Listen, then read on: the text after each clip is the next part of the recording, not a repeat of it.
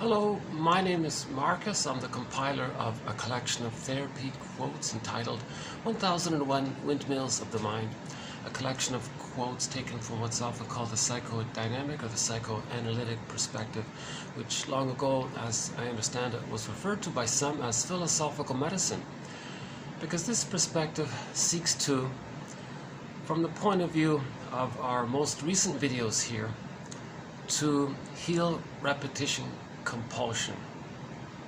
Repetition compulsion springs from the pain of trauma. If the child feels pain, there's this drive or compulsion out of the pain to reenact what happened in the present, magically thinking the person can undo the past, change the past, get a better outcome for the past. So they're going to replay, repeat, reenact what happened with the mother, with others in the present, to see if they can magically convert their fantasy into some kind of magical reality and have that zoomed in for their past experience and have that positive experience replace the negative experience. That's not going to happen. There is time, but the reenactment, whether it's a direct reenactment where later on a person coaxes others to reject them, or they identify with the aggressor and reject others to communicate that the mother rejected them, whatever form the reenactment takes, this is a mirror for the person to see that there's trauma. So Russell says it very clearly. He says the best thing, one thing you can consider doing is just consider these terms synonymous. Trauma and repetition compulsion, they're synonymous. So if you, whatever you're repeating, reenacting, doing over and over again, that's because there's unconscious pain, psychic pain, right from the nursery. It's still there. It's frozen, like the woolly mammoth is frozen in that block of ice up in Siberia somewhere, and apparently he's been like that, in that condition, for the past 30,000 years. I think that's a pretty vivid image to describe the emotion of trauma. Our feelings get frozen, like the woolly mammoth is frozen. So our feelings it gets repressed, it gets put into the non-reporting brain, or the implicit memory system, this pictorial way of thinking in this non-reporting brain, where there's no time. It's called primary process thinking. A metaphor for the non-reporting brain is the unconscious. And when there's trauma, our feelings get put into the unconscious. Robert Bly's metaphor for the unconscious is that it's this bag that we drag behind us. And the psychic feelings, wishes, needs, awareness, when it's too painful to have it, we put it in the bag, meaning we put it in the unconscious. Now, if we put too much in the bag, the more we put in the bag, the more of who we really are goes into the bag. And if our feelings get put into the bag, like in the Disney movie Inside Out, the character's joy and sadness got zooped into the other world. That other world is the unconscious. So that's the trauma. Right, so the person doesn't really have joy and sadness and the ability, empathy and a wide range of feelings. And the sadness characters need it if the person's going to mourn losses. If a person later on can't mourn losses because they don't have access to their feelings of sadness, that leads to complicated grief, aggravated grief, melancholia, pathological nostalgia, etc. And there's problems around that. So if the baby's shamed by the mother, misattuned, malattuned, not available, doesn't understand the baby's signals, is too anxious around the baby feels scared, to have his feelings, if having them means getting his needs rejected and feeling pain by it. So it goes into the bag. So that's the trauma. Now, when it gets into the bag is an interesting question. At what point, how much can the baby bear? So it's called a strain trauma. It's a constant misattunement by the mother. Again and again, she's gaslighting the baby. The baby's in a double bind. He can only turn to his mother for what he needs to get his needs met. But she's the source of pain, shame, and rejection. So he's in a huge double bind. And this happens again and again. The image in mythologies, the earth opens up and the innocence gets yanked down into the underworld. So the underworld is the unconscious. It's the non-reporting brain. So in the myth of Demeter, Persephone, and Kore, the young maiden Kore was on the field, the earth opened up, and she was yanked down into the underworld. And then Demeter had to go down and get get herself back. Core became Persephone, and there was that dialogue. So the healing did take place. So we can re-own what we lost. Robert Bly says we spend the rest of our life trying to get back what we put in. So that's going to. So when the child's feelings are there, and it's shamed, whoop, it gets yanked down. Earth opens up, it gets yanked down. Okay. Now shame, the emotion of shame is this burning, biting feeling. So that's why the underworld, the backdrop of it is this hell scene, the inferno scene. That again, that's a metaphor to describe shame. So myths and fairy tales are metaphors for psychology, inner world. Myths and fairy tales are true on the inside, not on the outside. Myths and fairy tales describe internal dynamics. So the hell scene represents shame. Now the yanking down of it, that's a concept of the mother rejecting. So the scary dude is a symbol for the baby's rage. So the first object for the baby is the breast. The breast is rejecting. The baby's enraged. He can't feel that rage. He thinks the breast is enraged. Or the image he creates, starting off with the breast image, he distorts this image. Now he thinks this otherness, this other entity, this other person who's supposed to be there for him is enraged. Because the baby can't feel his rage. It gets repressed. When something's repressed, he projects it. So he says the mother's enraged. So if the mother's enraged and he feels shame, whoop, it gets pulled down. So whatever character the baby creates, again, pictorial thinking. It could be any frightening animal, character, demon kind of person, a scary witch, a devouring monster that wants to eat him, whatever. The eating part is because the baby wants to take it. He wants to eat, and if there's a problem around that, he attributes something about himself to the enraging monster and says now the enraged monster wants to devour him. Right? So.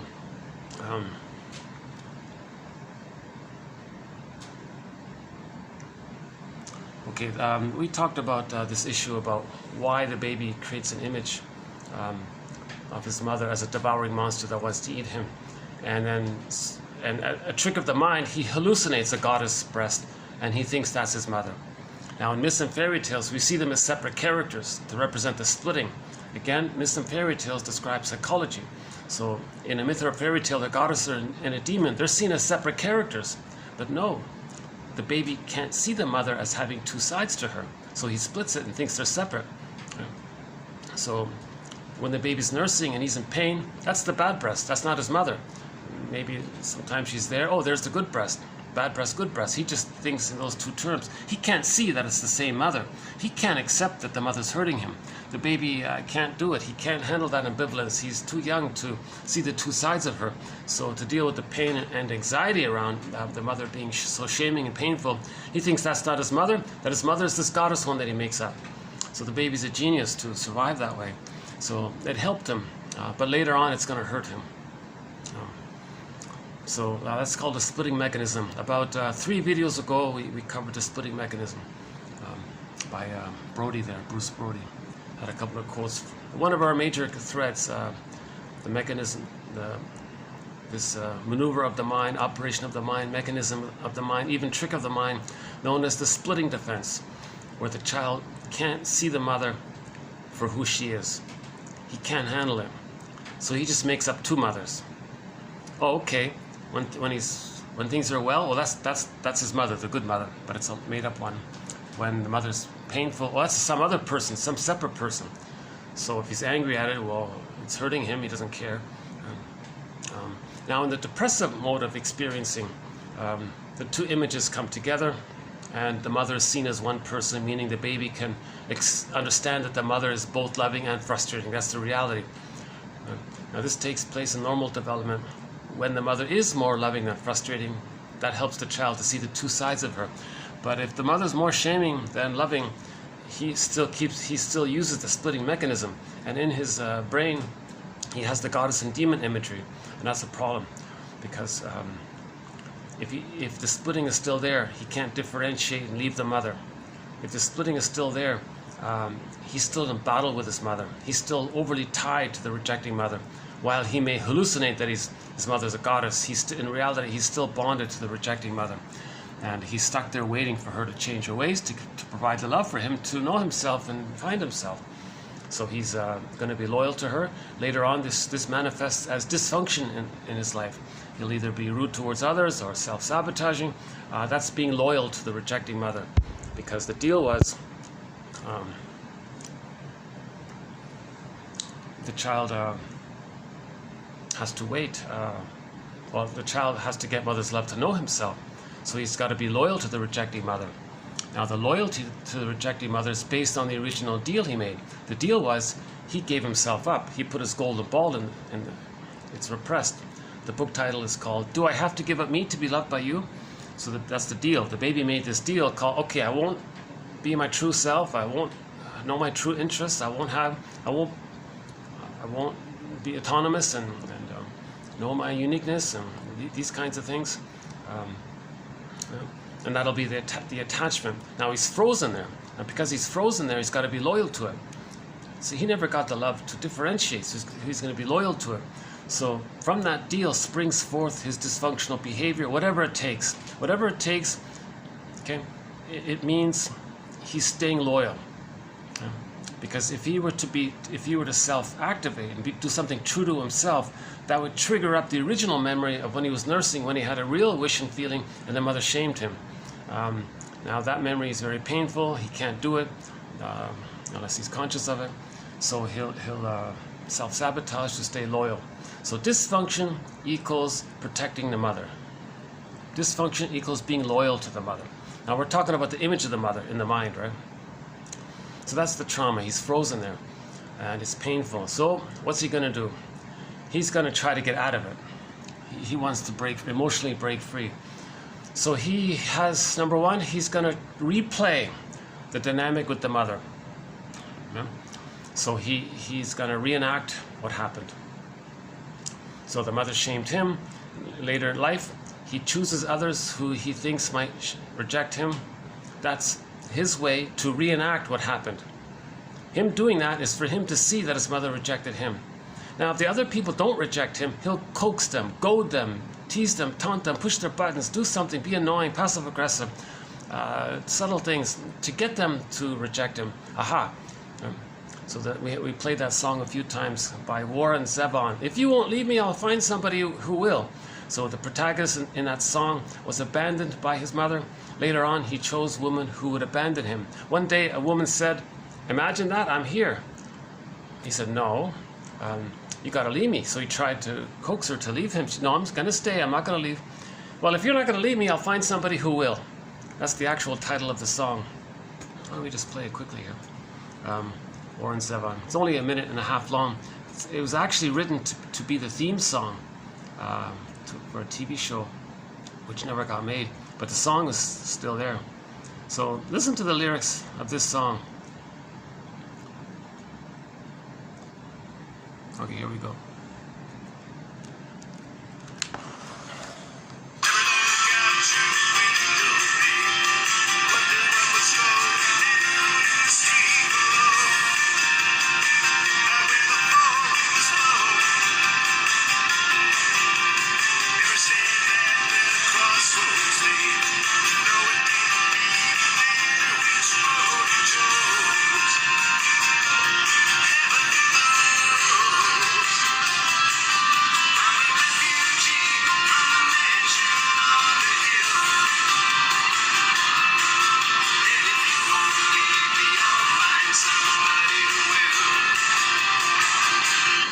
Right?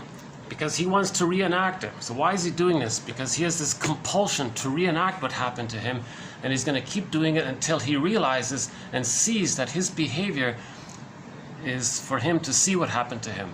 So he's trying to communicate to himself. His unconscious is communicating to him by getting him to reenact. So the unconscious self, the double self, the secret self, the second self, the shadow self, this character, this it character, the skeleton, whatever we call it, the one who walks with me, who's not like me, but who is me, the double self. So this character that we personify as embodying our disowned traits, it's in a lot of pain, and it's going to be the driver. It's going to get the person to reenact the trauma for the conscious person to get the message from the double self of what's going on in there. He's trying to communicate to us. So we're looking for ourselves, right? Right? So we're looking for ourselves, and now our double self is looking for a home, which is us, but we're in there, and we're the home for us. So we're trying to reintegrate and re-own what we lost, kind of thing, right?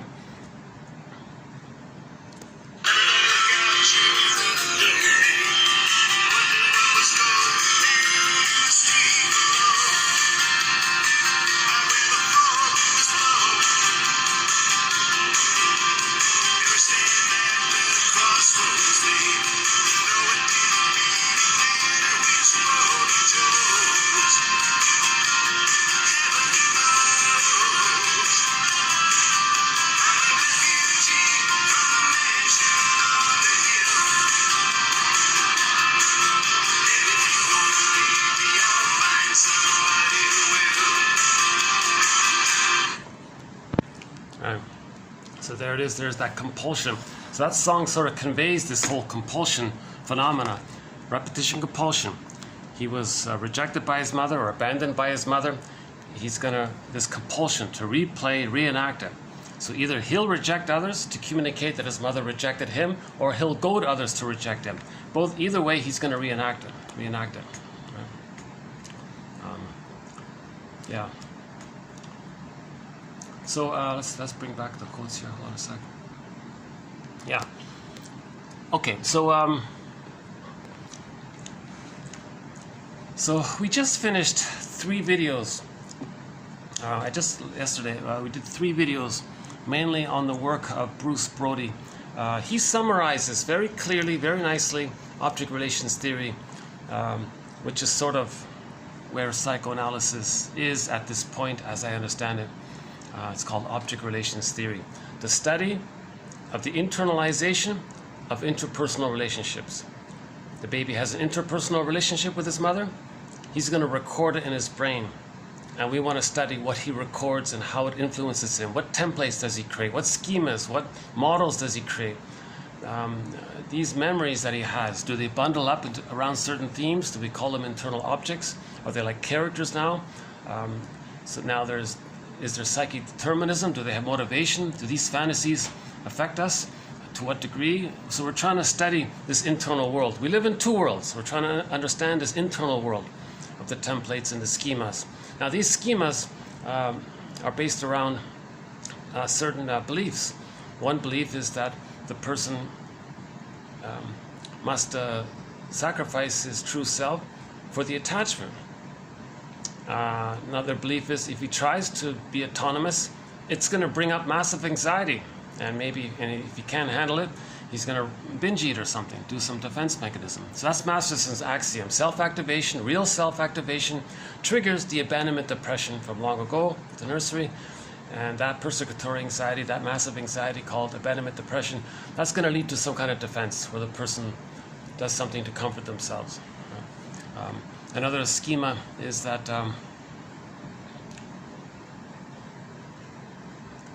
if the person is going to be dysfunctional in life, that maintains the tie to the mother. If they do something that's better for them, well, they're going to be afraid to leave the rejecting mother, so they're going to self-sabotage it. So we're looking at this internal world. That's all right. Now, a recent quote we did said an interesting thing, which I want to pick up on here today. Brody said that in relationships, in romantic relationships, or choosing or partner selection or partner choice, if there's a problem during the first 3 years,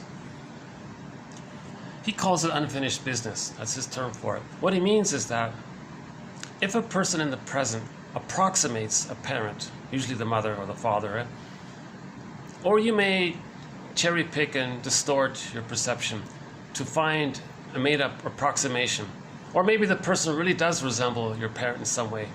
However it happens, then you're going to feel immense hope, because now you're going to address the unfinished business, which is to heal from the trauma.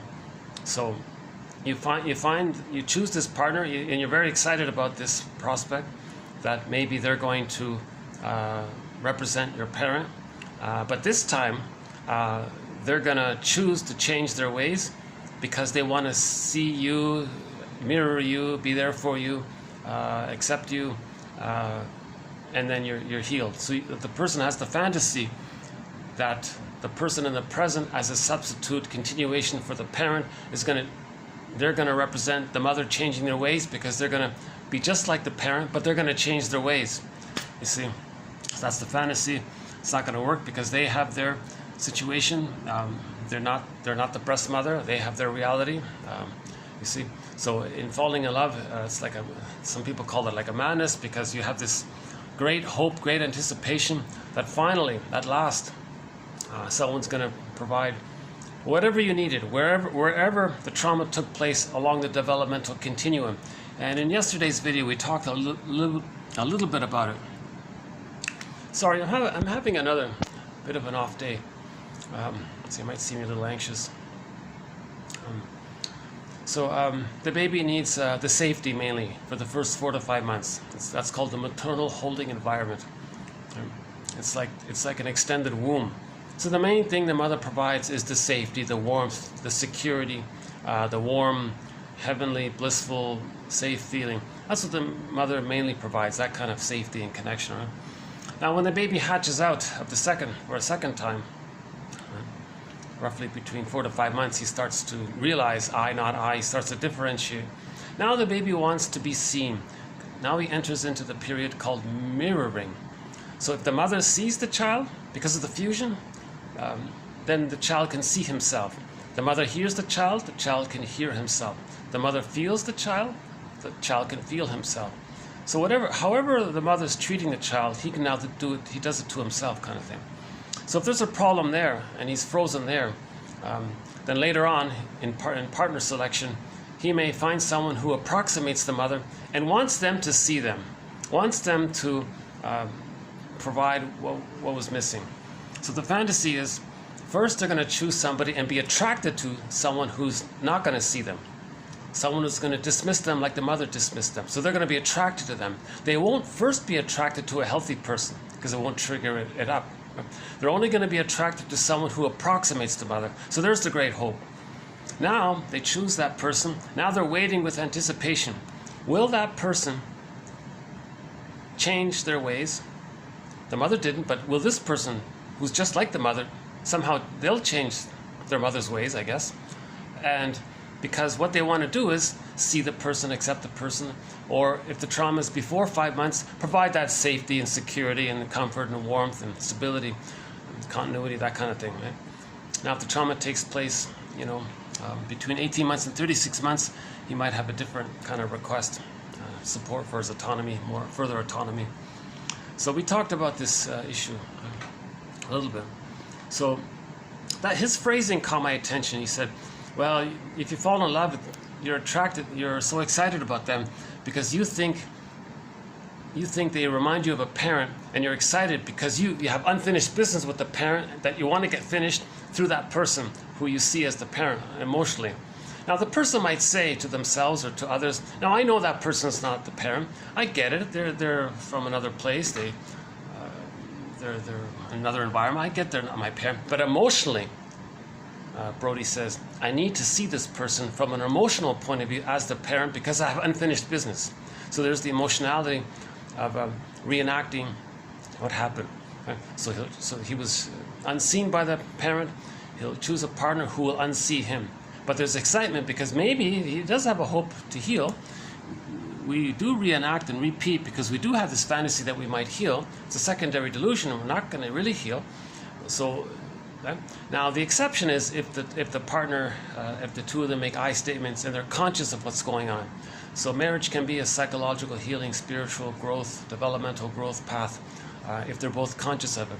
If they're not conscious of it, the marriage is going to be hostile. I love you, you're perfect, now change.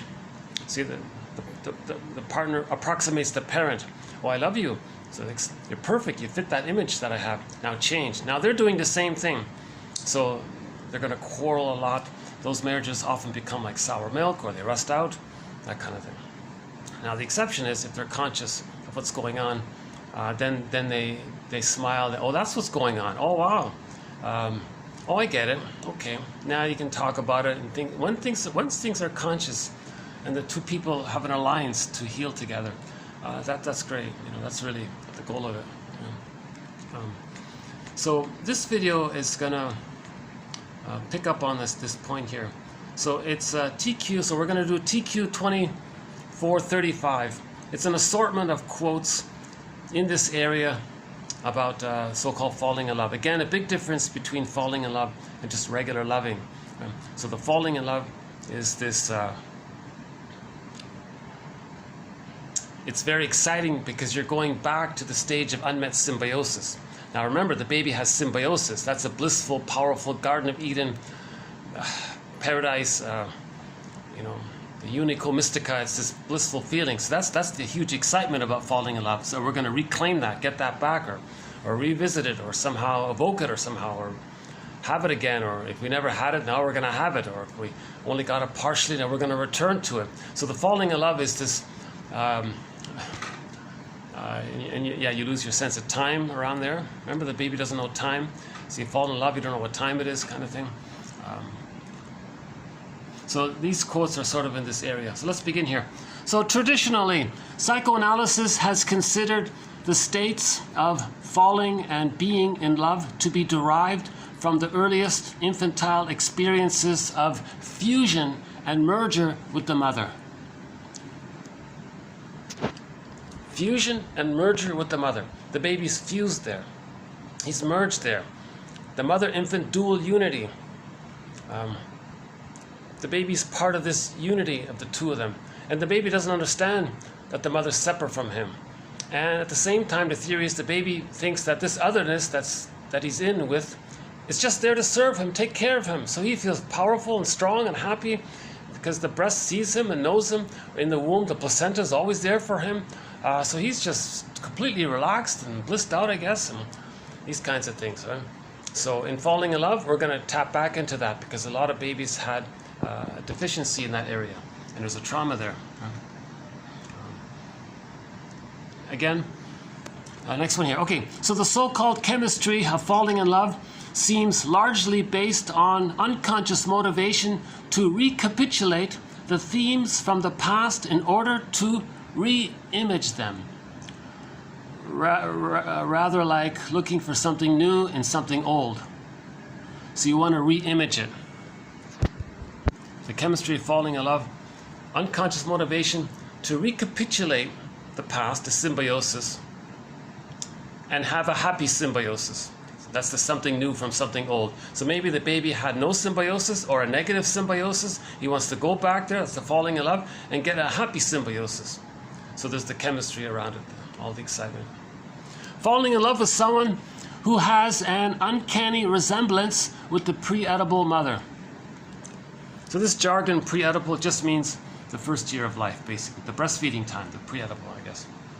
Before the father's in the picture. Falling in love with someone who has an uncanny resemblance. The term uncanny means you recognize that person from an unconscious point of view, and I feel a little familiar. I don't know what it is. It's uncanny, that's what they mean. You saw that person before. It's like a deja vu, basically. But you don't consciously recognize it, but you're drawn to it. That's the uncanny resemblance with the original mother. The repetition compulsion that drives these unconscious projections tends to create a defensive experience of living with the same familiar objects.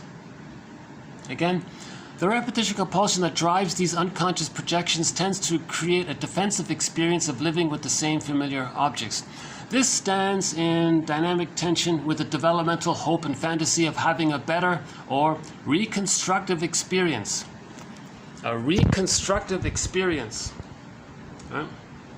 That's something, looking for something new from something old. A reconstructive experience. We want to reconstruct the bad, painful experience and have a happier experience. And have that for our past.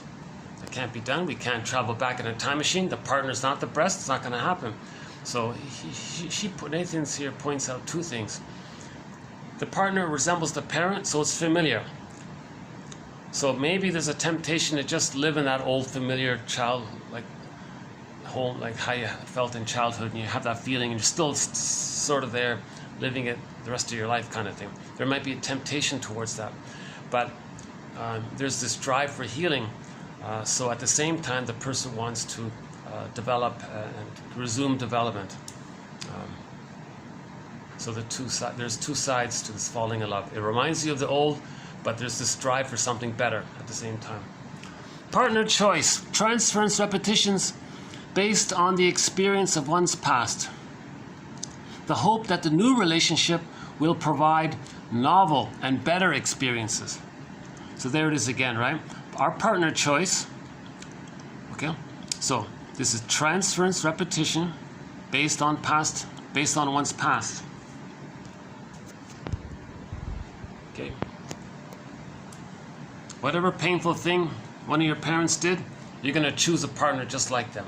That's the repetition, okay? Because when there's trauma, we repeat it. So you're going to choose someone to reflect that repetition. Right? Ultimately, it's to make us aware of what happened to us.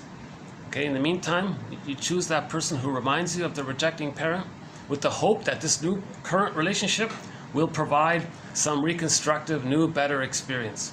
Now, maybe they are nicer, you feel better about it, but it doesn't change the past.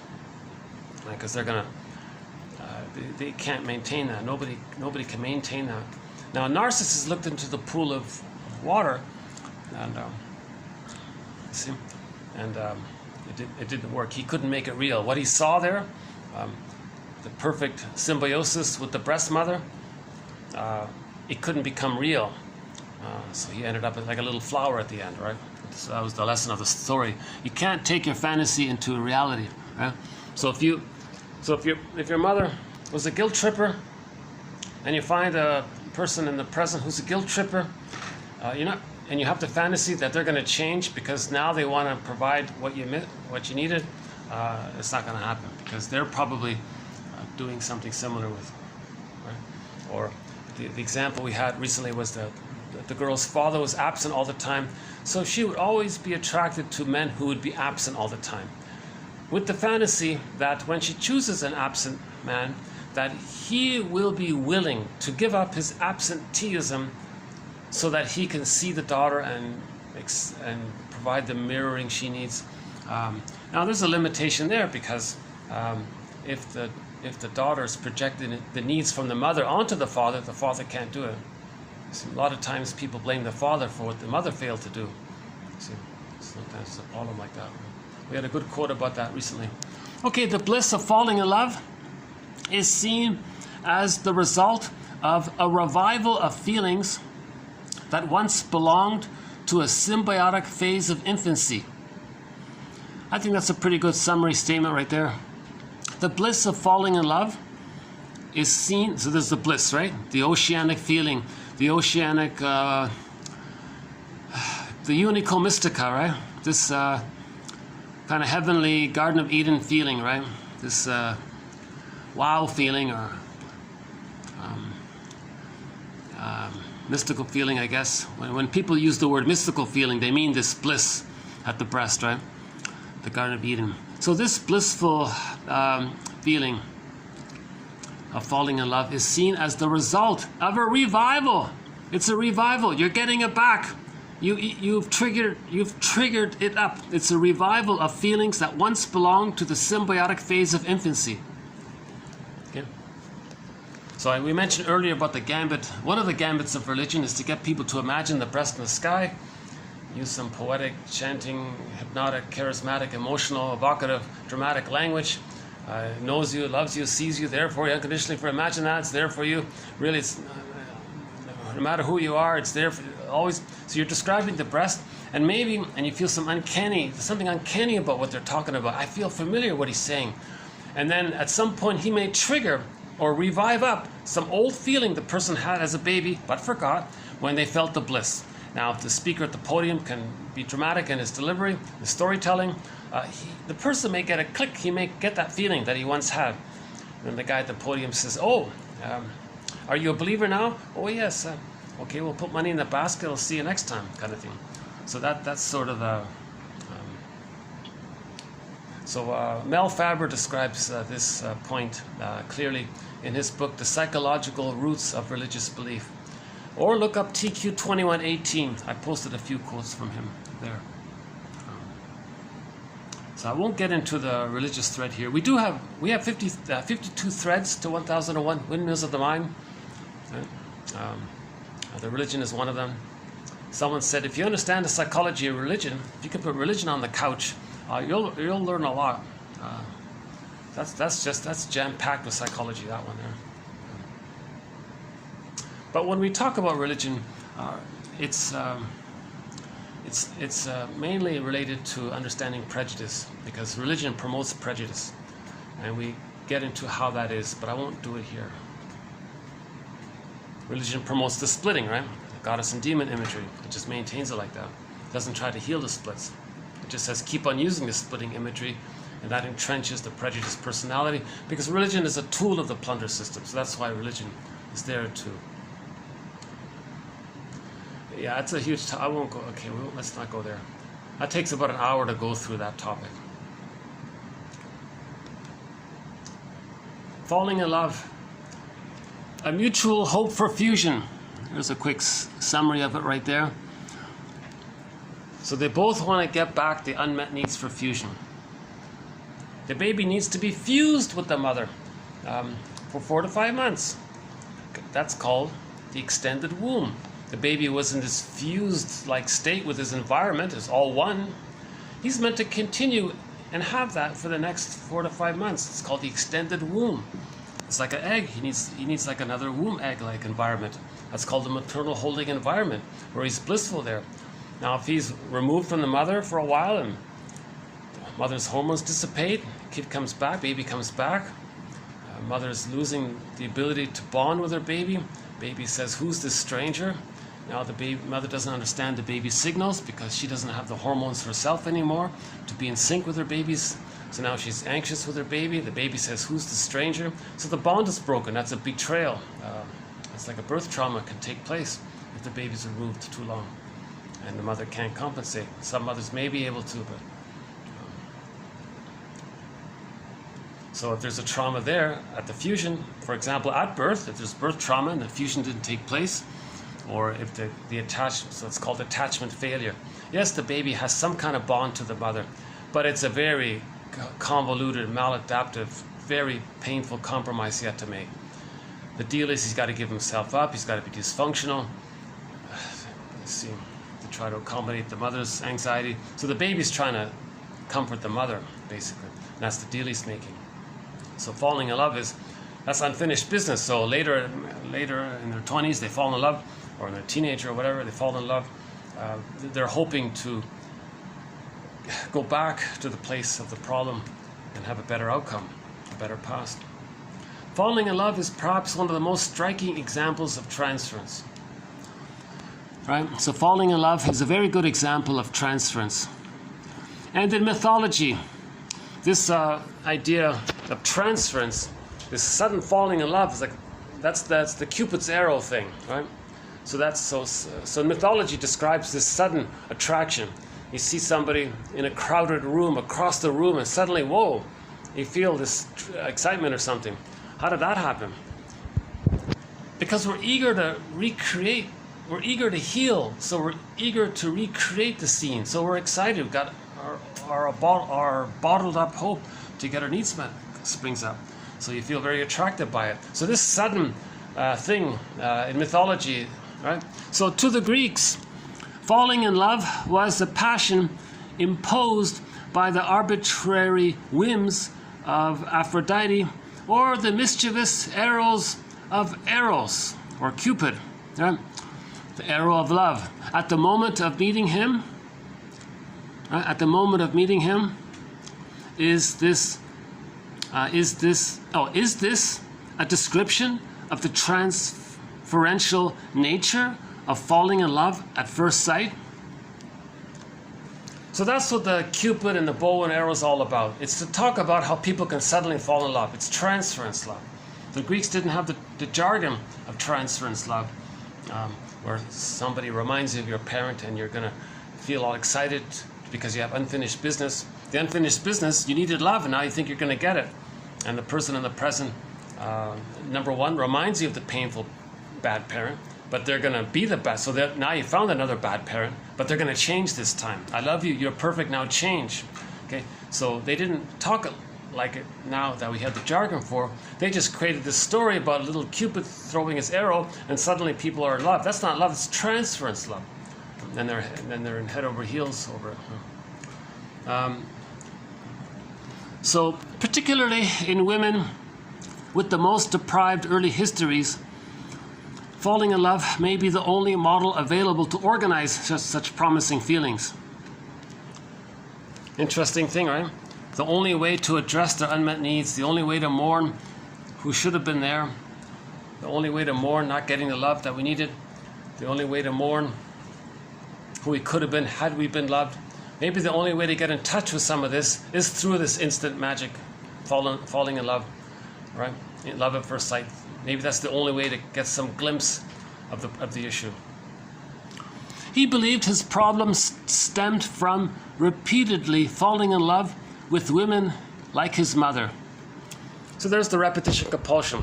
He has a problem with women, and he's choosing women who remind him of the original disturbance, and he's doing it again and again until he can realize that he's creating a mirror, in the sense that he's reenacting, and for him to see what his mother did to him.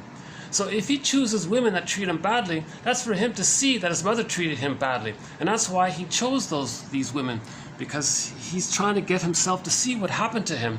Or he chooses a decent woman, but he'll goad her to treat him the way his mother treated him, and the woman doesn't know why she's feeling this pull or this pressure to treat him badly, that kind of thing.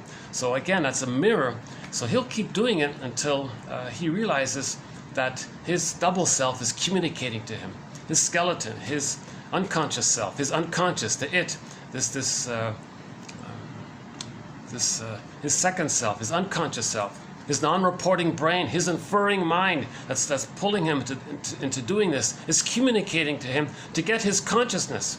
He's saying, look, I'm creating a mirror. I'm like a puppet master. I'm going to get you to go through these motions so that you can see that you're going through these motions, so that you can see what happened to you. He's going to reenact. So the person in the present is going to distort the present, misuse the present, misperceive the present, to cast people in roles from the childhood to reenact what happened. Like he's like a director now. So the puppet master is like a director. He's going to choreograph the person to reenact the childhood phenomena, right? Next one. Falling in love, the other becomes the promise of addressing lost happiness. Falling in love, it's marvelous.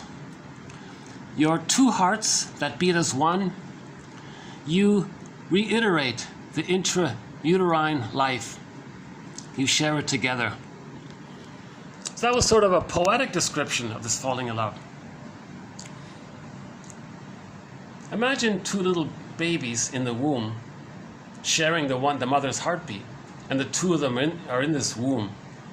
So they're safe, they're warm together, they're both in this blissful feeling, and they're sharing the mother's bump heartbeat, right? So imagine when two people fall in love, they recreate something like that.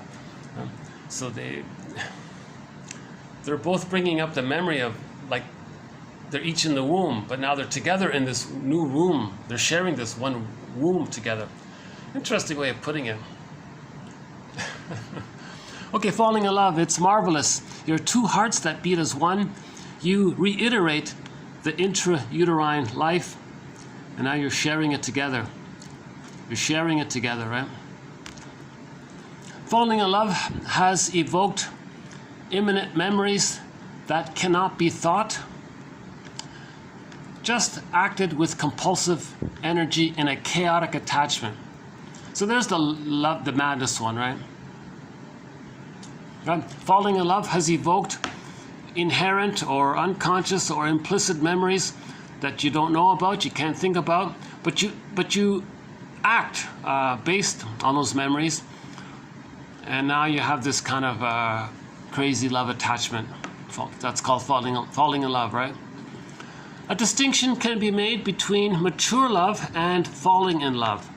The latter is characterized by projection of the ego ideal onto another, intensification of pre-oedipal needs, particularly the refinding of symbiotic bliss.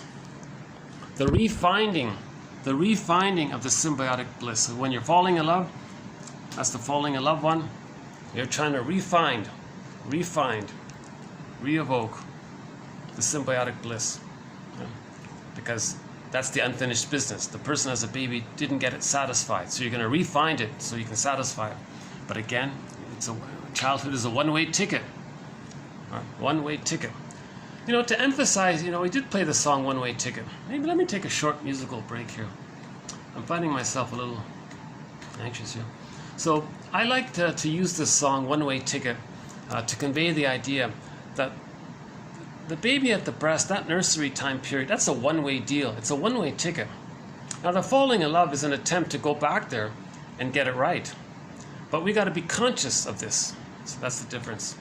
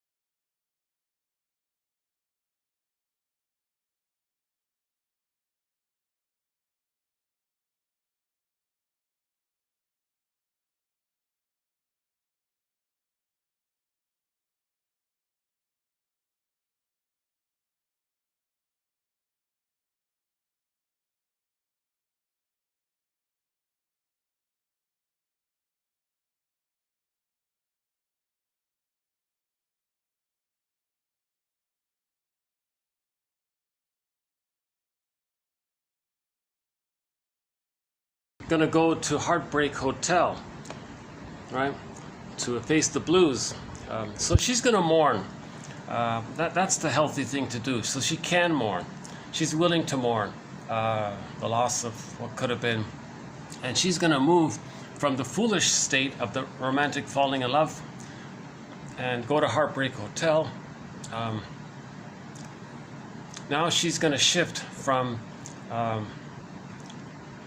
relationships based on the fantasy of traveling back in a time machine to the nursery, that can't be met, to the more realistic, mature love of seeing people for who they are, and in that area, right? So there's a huge difference between the two kinds of love. One is called transference love, which is not really love, they say, versus love based on mutuality, seeing the other as a psychological self, as a person with a history. They have a history. But in transference love, you only see them emotionally as a symbolic need provider, something that's going to satisfy your needs, kind of thing.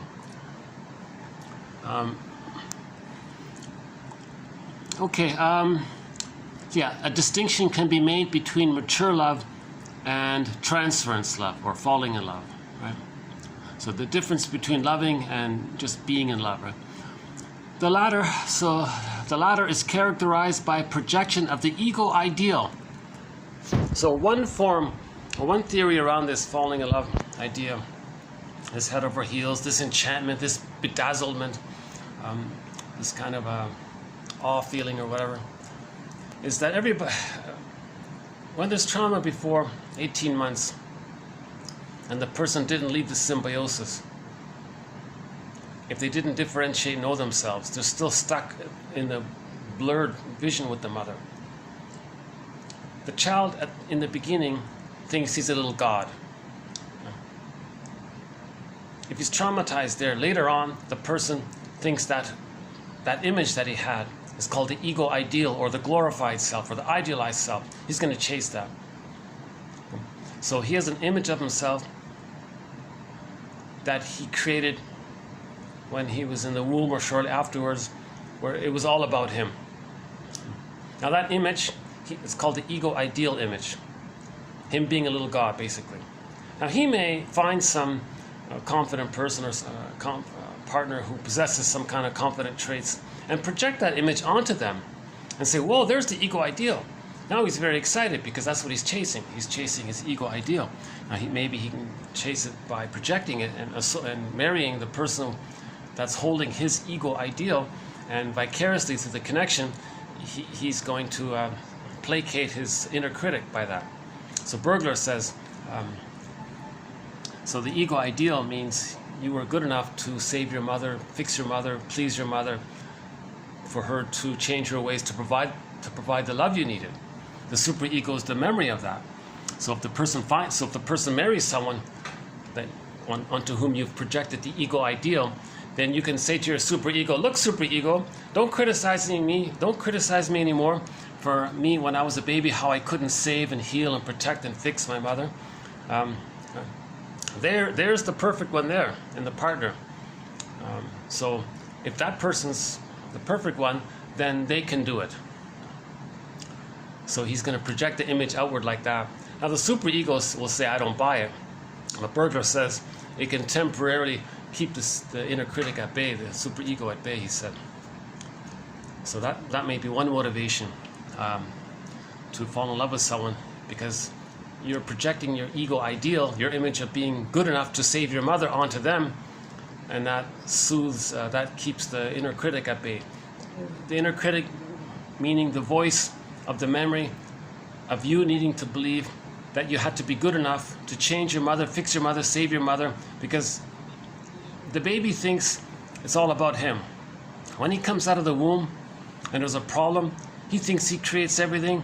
If there's problems, the parents are unhappy, he's unhappy, he thinks he's flawed, there's something wrong with him. And because of that, the mother's not loving him. Is that right? The ego ideal. So one theory is the baby must see the mother as good to account for why he's feeling pain, he concludes he's no good. That's called the moral defense by William Fairbairn.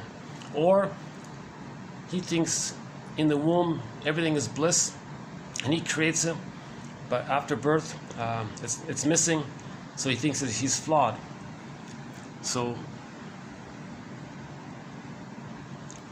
if he's flawed, that accounts for why the mother's not happy.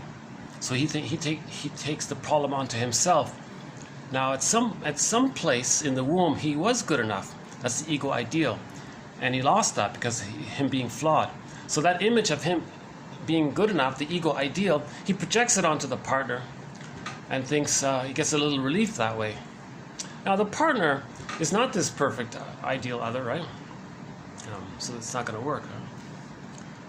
Let's follow up on that one next time. Okay, next one here.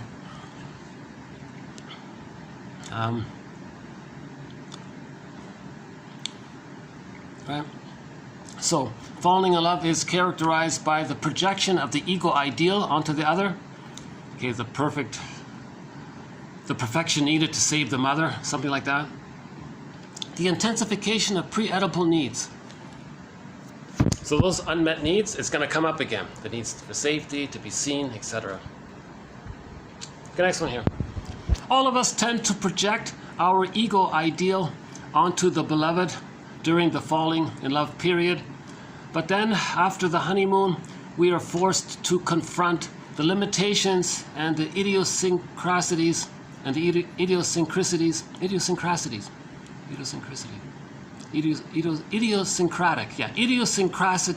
of our partners. The reality of them. Some people can, that's great. Some people don't, and they fall out of love. There's problems. It became apparent that when he falls in love with girls needing rescue from their abusive parents, he is also falling in love with himself, the little one with an abusive parent.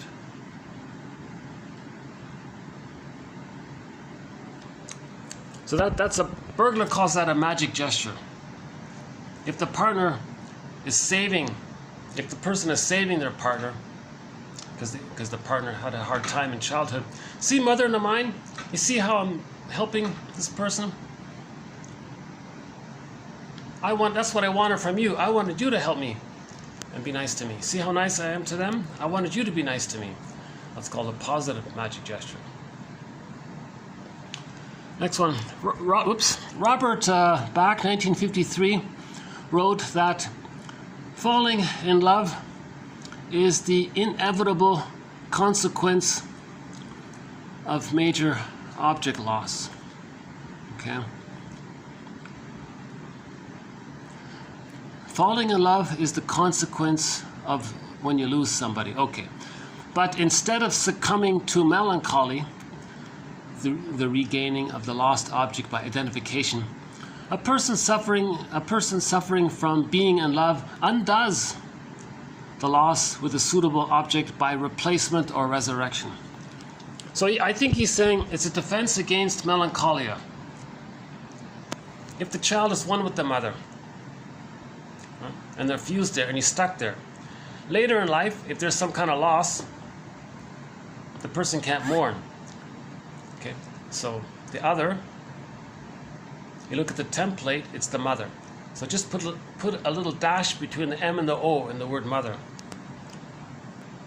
So to acknowledge the loss of whatever it was in the present, you look at the template, it says, well, the other is the mother. Now the mother and the child, or the concept of the self, are blurred. So you can't acknowledge the loss of the other, because you look inwardly, it would feel like losing the loss of mother, which is you and you or her, and it's all one there. That's melancholia, it's painful. So as a defense against that, they may find someone else, and the excitement is it's to get back the mother. Right? Then you don't think from the melancholia. You don't have to accept the loss because you got someone else to stand in for the other person. Now this is all called part object relating. You're not seeing people for who they are. You're seeing the unmet needs. So It's a symbolic breast character that you're talking about. It's called part-object relating.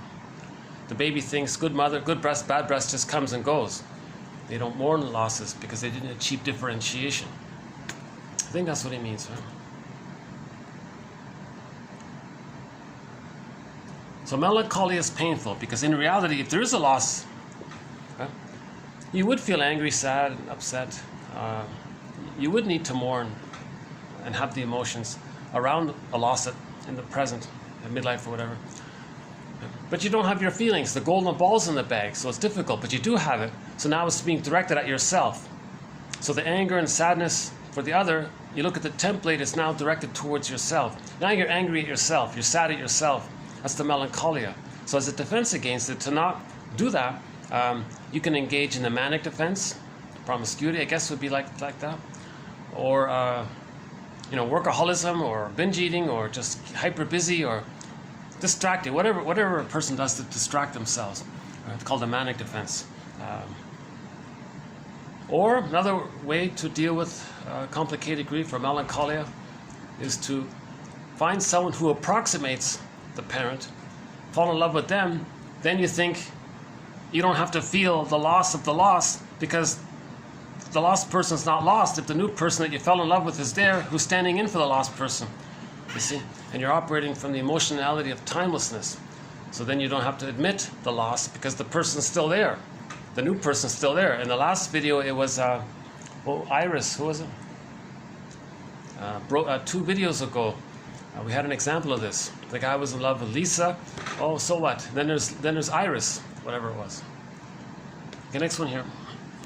Falling in love represents the finding of self in other, and the finding of other in self through the eyes of the beloved. The recovery of a primitive sense of fusion or paradise lost, as the idealized self is reintrojected through the vehicle of the other. So he's just trying to describe this whole fusion. This complicated sentence is the fusion.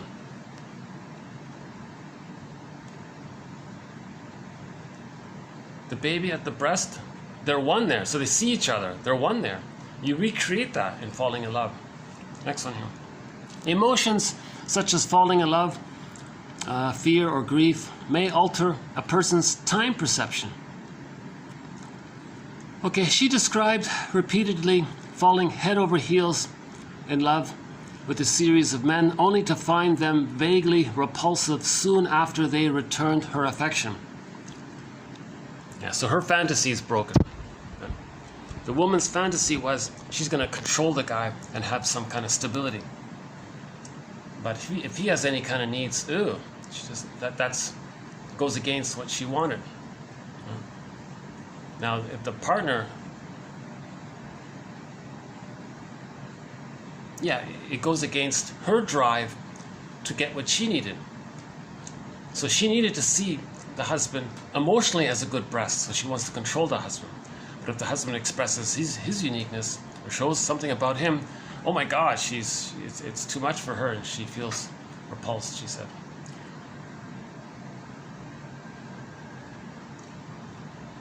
Let's do the narcissist one for another time. Okay, the next one here. Okay, falling in love and abiding love. So there's a difference there, right? So that's the immature, infantile, transference love called falling in love versus the more mature, genuine, abiding love, or just loving, right? Okay, falling in love and abiding love. One evokes the infantile, the other demands maturity.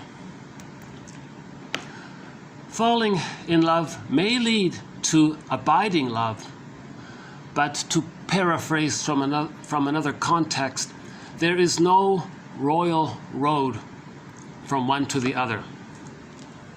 But that's yesterday's quote. That's the goal, to move from the paranoid schizoid mode of operating to the depressive position. That's making this shift from transference, falling in love, to the abiding love. So the trauma in the first few months, the love is very intense. the trauma sort of later on, based on the baby being able to accept the mother as one person with two sides, therefore seeing people for who they are. That's the abiding love. So you have abiding love when you accept the person as a person. You know them all around. You know their history, you know their story, you know their uniqueness and what they've been through, and you've shared it. And there's that kind of, now you have a kind of value for them, and that's called caritas. So you have the feeling of caritas for the person, meaning their well-being is important for you, and you have a high regard for them, that kind of thing. Not idealization, just a kind of warm, treasuring kind of feeling. That's the abiding love. So we want to go from this manic, let's return to the breast and be blissed out, all that, and the drama there, versus the more caritas one, where we're, you know the idea. The next one here. There is growing evidence that men's criteria for falling in love are determined at a very early age by the facial proportions of their mothers and sisters. Okay, that's a new one for me. I just put that there as a question mark. So it would be an interesting survey to engage in. Get a photo of your mother's face, I guess, and find out what the proportions are, the width and the height or whatever. Find out what that proportion is, the shape, I guess, or the length, or the 3D. I'm not sure fully what they mean, and see if you're attracted to women who have those facial proportions. I'm assuming it's the same for women. I don't know. That's just a question mark. But I put it in there because it seemed kind of... because I think it does fit in. Sometimes people marry people who look like them. That's the narcissistic union there. So the proportions, of course, are similar, right? A narcissistic falling in love with an image of his mother that was mingled with some idealized image of himself. Okay, so that'd be pretty potent. If the other person looks like the mother, approximates the mother, and at the same time you can blend in your own image of yourself, thinking you're a little god, onto the partner, the ego ideal, then now you're really going to be head over heels for that person, I guess. Okay, the falling in love experience has a parallel with the first love between mother and baby. In the early days of making a match, idealization is necessary. Again, the falling in love experience has a parallel with the first love between mother and baby. Okay? So from the baby's point of view, the mother's amazing, idealized, right? So in making a match, idealization is necessary. So in falling in love, the other person's amazing. Just like the prototype was, the baby thought the breast mother was amazing. Right? The falling in love experience has a parallel with the first love between mother and baby. Okay, next one here. The psychic processes when someone is falling in love. Okay, so by projection of the ego ideal, there it is again. The ego ideal. So they couldn't save mother, but you have this fantasy of who you could have been that would have saved mother. You have this fantasy image, put it onto them and think, oh, they can save your mother. The love for oneself is turned into the love for the other. Right? So you're in love with that ego ideal, you put it onto them and you love them for it. Okay, a good question here. Why is falling in love such a transcendent release or crisis for some people? Yeah. So this so-called transcendent idea, that's the bliss at the breast, the symbiosis. Wow, it transcends everything. That's the transcendent thing. Right? And why is it a crisis? Because you remember, you're bringing up the memory of what happened when you were breastfeeding. There's the crisis, right? When a childhood trauma has caused there to be a fixation point, falling in love often returns to the point where the traumatic fixation took place. See, maybe falling in love, the two people have a similar fixation point. Maybe her fixation point was lack of safety. Maybe the guys had the same thing. Maybe they're drawn that way. There's this uncanny, we have a lot in common, we understand each other, we're both traumatized at the breast, you're traumatized at the breast. Yeah, listen, we can both trigger that up for each other, and then I'm going to want you to change and do it right, and you're going to want me to change and do it right. But if we're aware of it, we can make I statements. Next one here. Quote, somebody said, the guy's client here said, I wonder if my falling in love has prevented me from seeing certain things about you.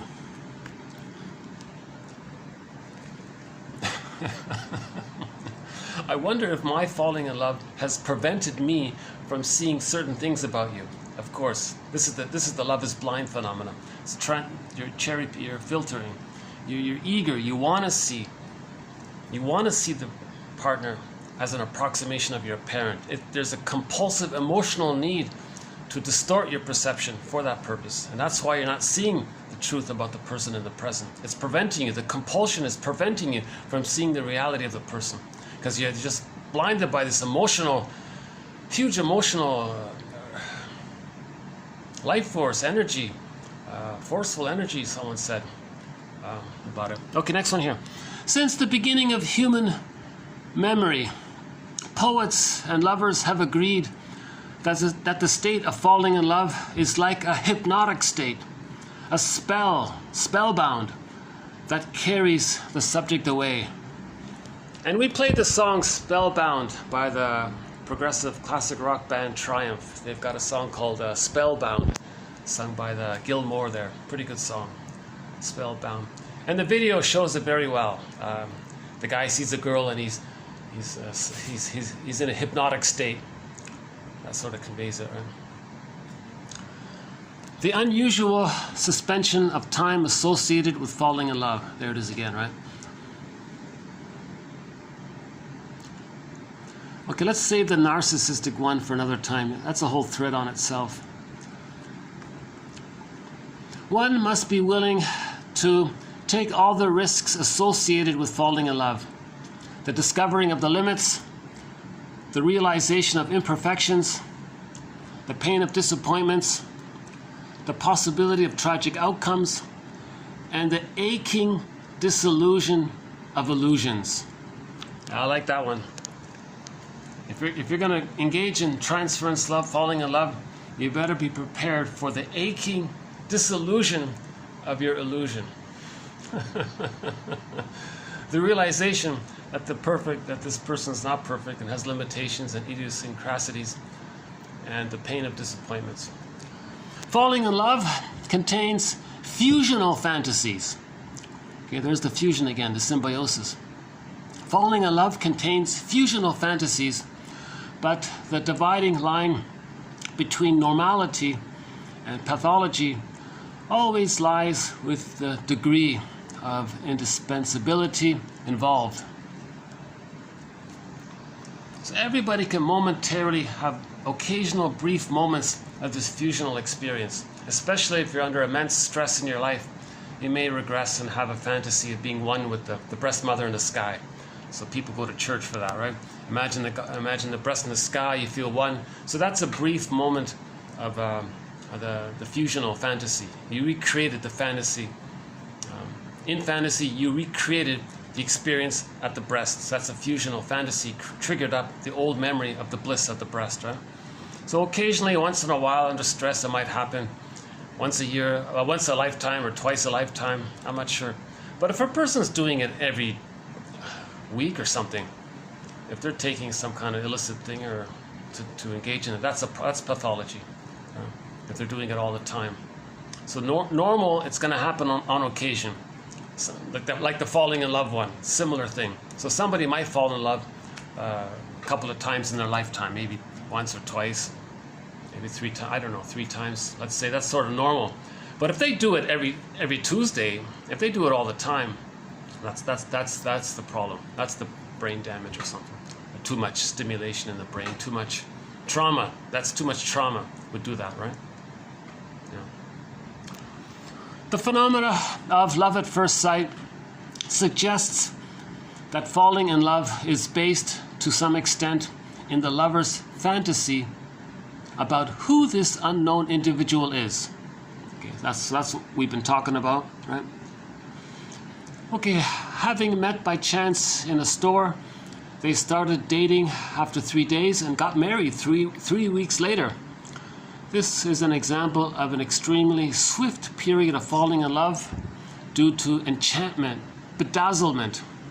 And Brody said he had that experience. A beautiful girl walked into his therapy room. He's the therapist. But he himself, the therapist, was bedazzled. That was his word. And he couldn't help her. He couldn't see her for who she was. He was just gaga over this girl. And the woman knew it and left. So we talked about that in the last video.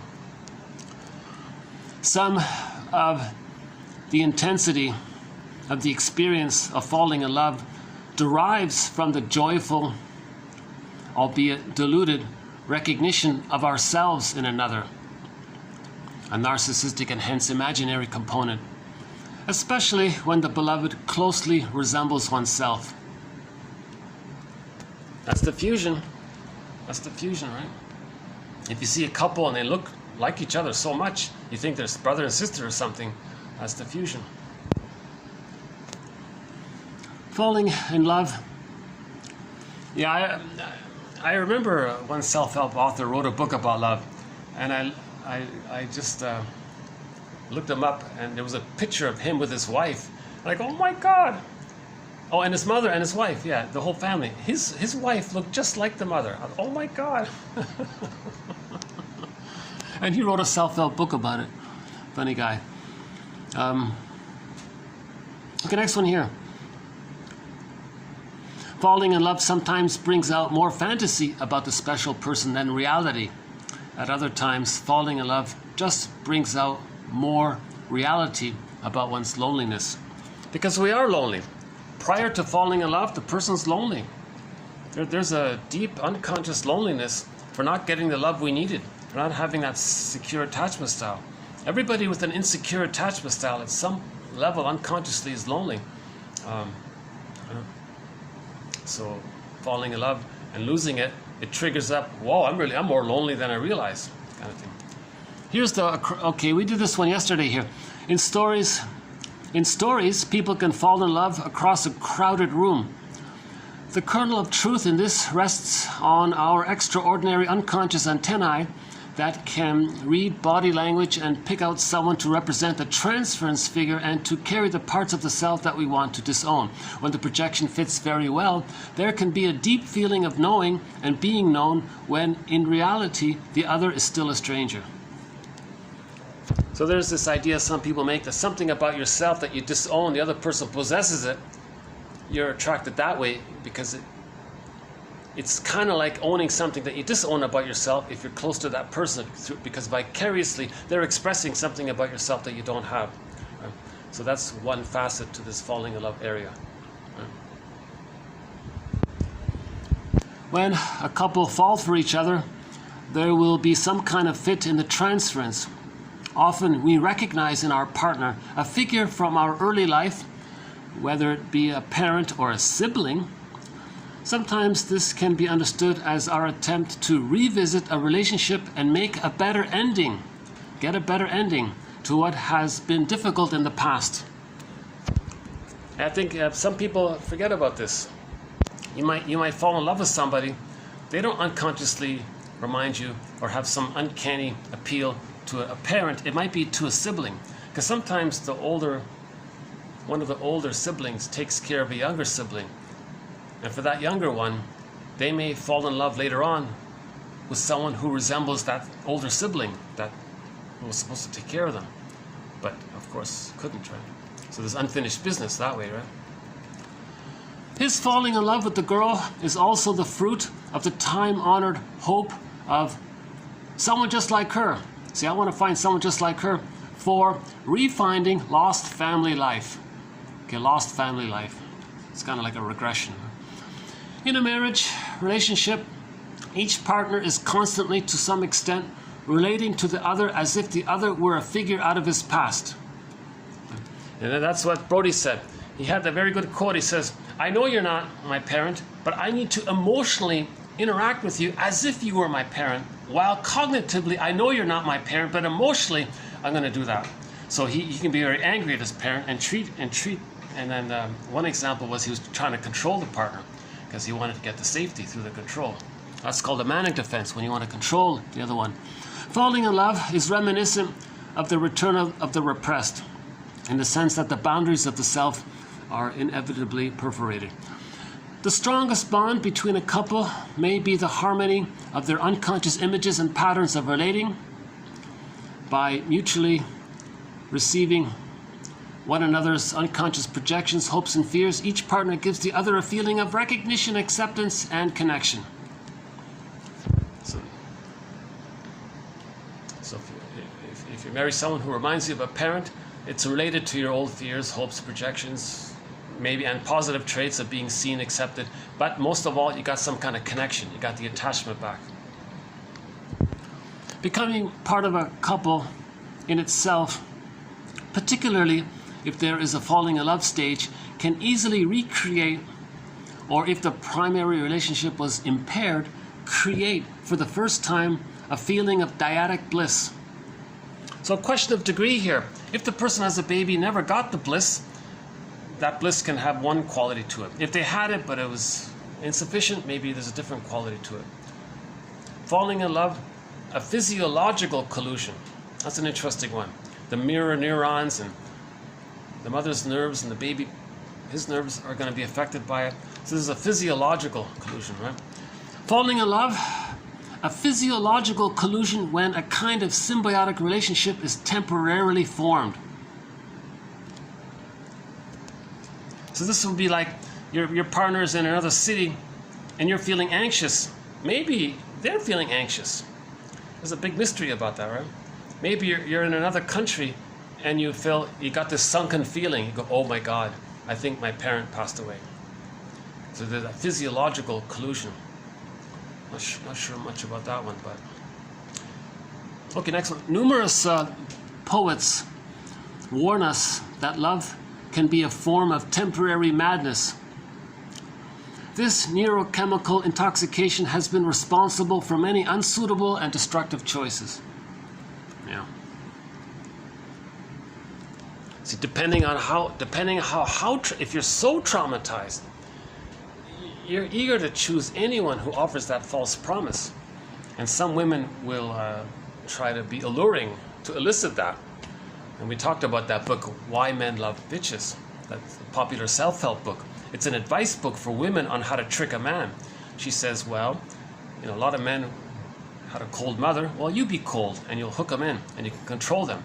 Because you want to control the guy, because when you were young, your mother was erratic. Now, if you control the guy, you're going to have some stability. And you needed that. That's unfinished business with your mother. So that was the advice to the women. She was overcome by sensations that were too intense, that played havoc on her ability to reason, a sudden enchantment. Her falling in love is characterized also by a confusional connection to the parent. Either one person feels a need to fit in too much with the expectations of the other in order not to lose them, or there may be a falling out of love by either or both. So one partner will say, oh, you want me to change? Okay, I'll try. I'll do what you want. I'll change. He wants to keep the connection. So it's not going to work, so they may fall out of love like that. Okay, by the way, I can't fit all of these quotes below. So what I can fit in will be in this video here when you click the See More link. In the next video, the other quotes just read will be in that video. Actually, and likewise with the third. So I'm actually reading 3 videos worth quickly, and I want to do it 3 times because I'm trying to learn this myself. This is emotional material, and so I need to go over this a couple of times to so I can start to pick up on it. Okay, let's do the next part here. One could say that this symbol of falling in love with a mirror. Okay, let's forget that all of the references to narcissists. That's going to be a separate topic here. Yeah, Lee Liriope was Narcissus' mother. So let's save that one for the myth one. So as I was compiling these quotes, a few about the Narcissus myth kind of got in. I thought, no, let's separate that for our thread on the narcissistic pattern. That's sort of a separate thread there. So let's just stick with the general phenomena of this bedazzlement, this enchanted, this passionate. Usually the word passionate is in relation to the falling in love one. The more abiding love, there's a more of a warmer, softer passion. It's not this wild stuff, right? Okay, next one here. Oh yeah, experience suggests that secure individuals do not settle down with very troubled partners. So in that song we played before, if you won't leave me, I'll find somebody who will. You see, the guy didn't want her. She was stable, she was confident, she could be there for the guy. No, I don't want it. If you're not going to leave me, I'll find someone who will leave me. Because he's only attracted to insecure, dysfunctional people like himself. So dysfunctional people are not interested in healthy people because the healthy people don't remind them of their dysfunctional parent. They're only interested if a person can remind them of their dysfunctional parent. And they might wonder, why am I not interested in this calm, mature, kind, interesting, safe person? There's a lot there, but I'm just not attracted to them, right? So they're only attracted to we played that song from Katja Epstein, What's Her Bag? What did she call her?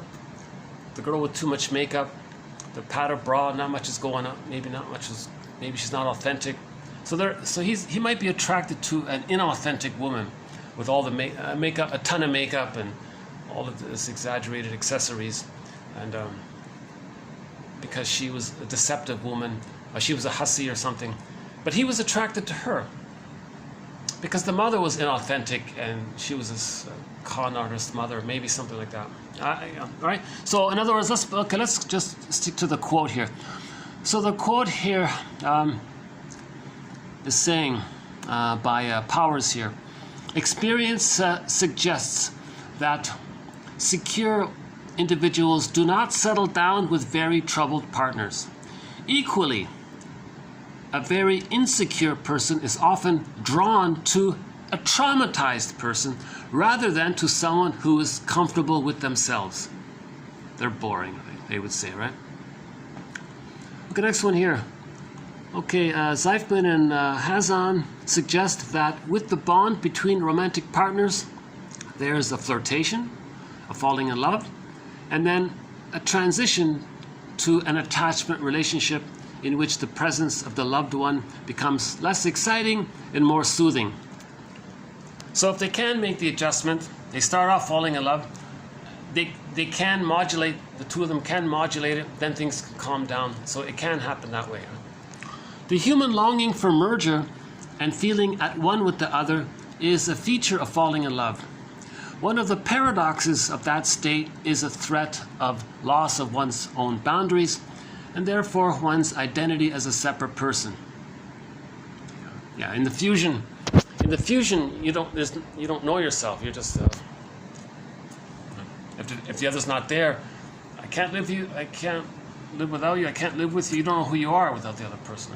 You're just a unit there. If the analyst, oh yeah, we talked about this one here. Okay, let's forget that one. So in the therapy room, if the client is doing his job but he's being professional, it might trigger the memory of how the parent was aloof. Then there's a transference by that. Okay, next one here. The work of mourning must accompany the shift from the repetitive falling in love to real love and intimacy. Okay, that's a key quote here. I think if we're going to highlight one here, let's highlight this one here by D. Amir. I think he's one of the co-authors to that famous book called Attached with Levine and Amir and Levine. Is it Susan Levine? I forgot the names. It's Amir and Levine. They wrote a very popular book called Attached about attachment theory. So this is the song by Precious Wilson singing there. One-way ticket. She's gonna do it. She's gonna go to Heartbreak Hotel. She's gonna make the shift from this falling in love kind of thing over and over again cry it out, mourn who she should have had as a mother but didn't have, mourn the loss of the good mother that she never got. Okay, forgive your parents, heal yourself. So that's part of the forgiveness, the mourning. Then after the mourning, after the grieving, you make the transition to the depressive position, Melanie Klein's jargon. Once you reach the depressive position, then you differentiate, know yourself, have a foundation. Then there's the I'm okay, you're okay, and the mutuality and the ability to make I statements, talked about in the last video. So by the way, in the last video, I did a preview of some of these quotes. So if you're interested by chance in these quotes and my nervous, anxious delivery, you can get some more of this in the last video. Again, the difference between being in love or falling in love, transference love and all that, as opposed to just regular loving, the caritas, the abiding love, the genuine, authentic love, the difference. It's related to the positions, right? Melanie Klein's theory about the positions. Being in love with someone as opposed to loving someone, which is a depressive position. When we are in love with someone, a paranoid schizoid process, we see nothing but wonderfulness in them. Romantic songs are full of lyrics like this. I was in danger myself of being dazzled by this client, and being dazzled means being love is blind, transference love is blind, and I suspect that at some level she sensed this, and on some level she knew that she didn't need to be looked at by eyes that can never see. She needed to be seen, and she needed to be seen not as a good object, but rather as a whole person. She was correct to quit therapy with me and find another therapist who could see her more objectively as a whole person. Couples in collusion. Collusion occurs when similar neurotic relationships. Collusion occurs when similar neurotic relationship potential begins to resonate between the partners.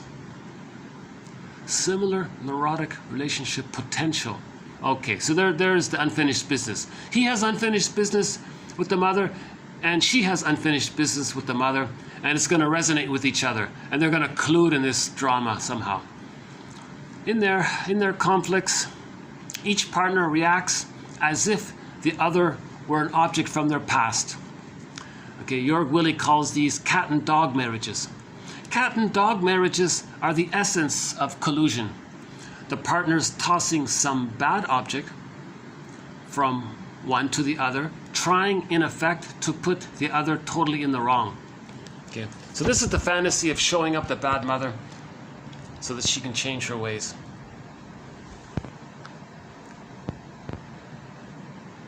So if the mother's rejecting, they want to coax the other to be rejecting. See how bad you are? See, mother? See, world? See how bad my mother was? I recreated with the partner what my mother did to me, so I want to make them bad. So he's going to be like that. Now she's going to be the cat to avoid it. And then they can flip it around, I guess. Falling out of love. One student humorously said, well, at least you can pay the bills now if you fall out of love because you're down to earth. Next one. Falling in love in real life is fraught with real decisions and consequences. In the therapeutic relations, the emotions may be as strong and as genuine as in real life, but the therapeutic situation as such is an artificial one.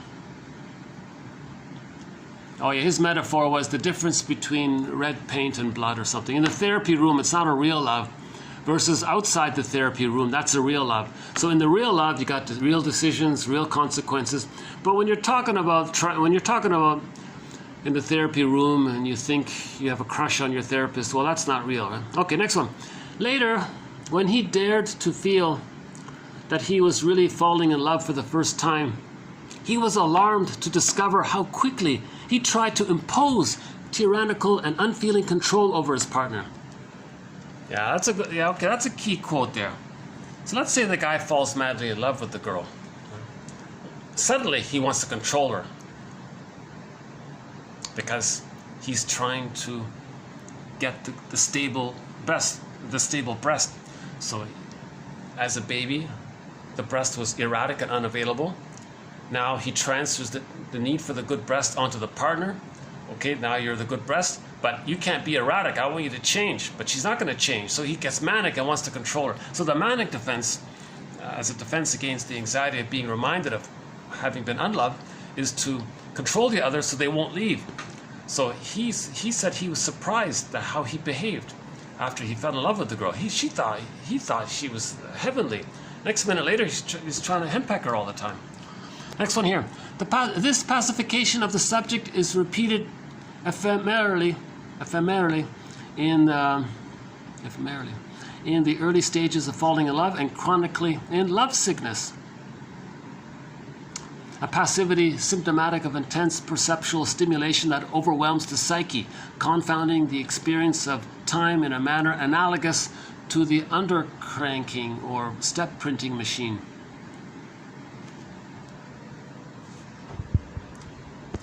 So when you fall in love, there might be this like passive kind of thing, like the baby was passive at the breast, right? The baby was passive at the breast, pacification thing.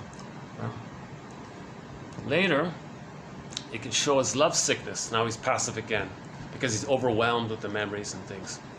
And he compares this to the undercranking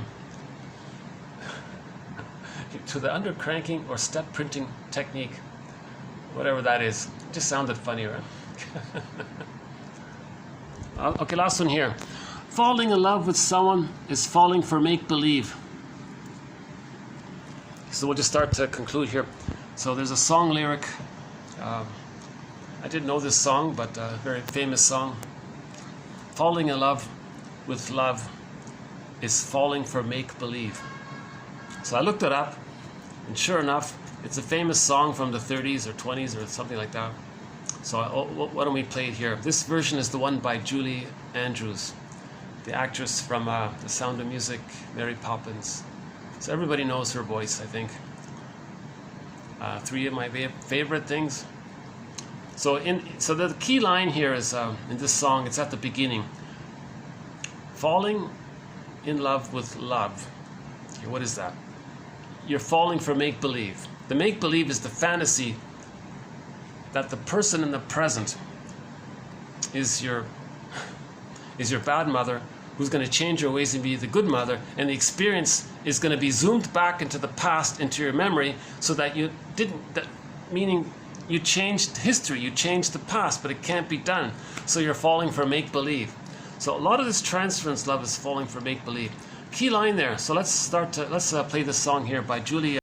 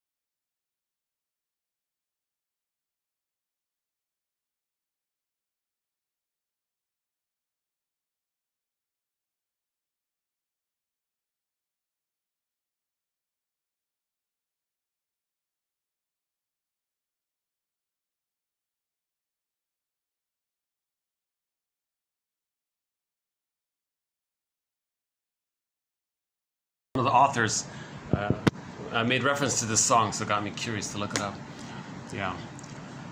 I think they adapted it for some other musical or something. So, so I think that's pretty much it for today. A tough topic, eh? So it seems, the journey seems, I think the message is, we got to address for ourselves this issue of how we didn't get our needs met. The truth will upset you free. The truth is we didn't get a secure attachment style, or I should say roughly by one estimate 70% of the children in North America didn't get and are not getting a secure attachment style. So for 70% of the people in North America, the truth was they didn't get a secure attachment style. The greatest hurt of all, mother failed me. That's a painful truth to admit. The greatest hurt of all, mother failed me. We got to get there. It's an uncomfortable idea. It's a quote by Carl Menninger, one of the leaders in psychoanalysis. He makes it very direct. Say it out loud. The greatest hurt of all, mother failed me. You got to write it in your journal and feel it somehow. I'm not in the mood right now to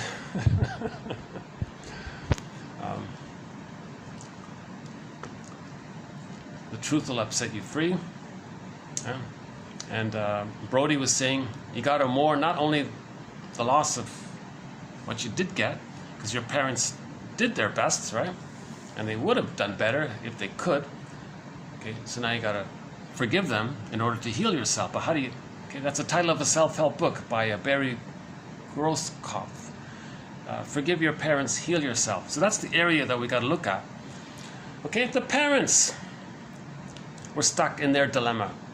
They were reenacting their trauma, using the children, casting the children in a role, because the mother's puppet master did it to help the mother become aware of what happened to her. So the puppet master may have used the child in this process.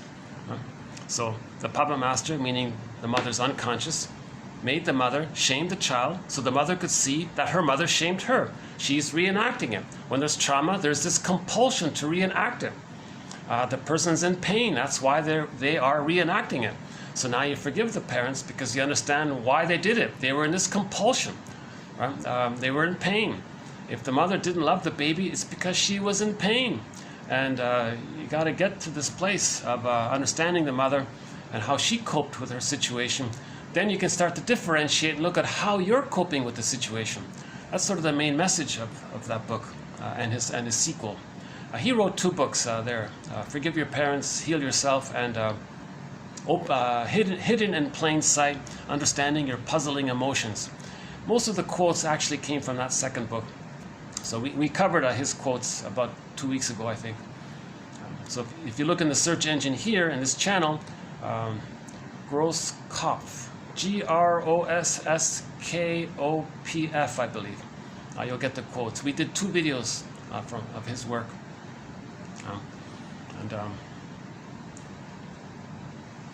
Now Brody says you got to have some kind of fantasy of who should have been there.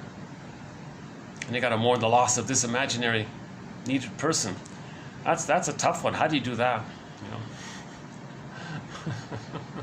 Again, grief is healed when it's witnessed by a caring other. So you do need the presence of a caring other, because the presence of a caring other, that gives you safety. When you feel safe, stuff comes up. The stuff you had bottled up all your life can come up when you feel safe. Right? The mechanism is similar to humor. When you're stressed at the first part of a joke, you're stressed, then you get the answer, the punchline, you feel relaxed, now you feel safe, then the tension, you might laugh.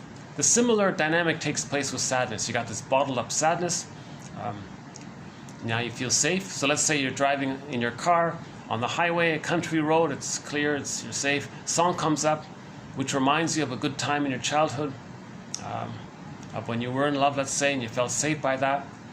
But in the meantime, from that point to the time in the car, maybe you were carrying some sadness, but you felt safe by being reminded of someone or of a time when you were safe. Now you feel safe again, then the sadness, then you start to cry. So when you feel safe, the sadness that you were that you had been carrying up until that point can now be released.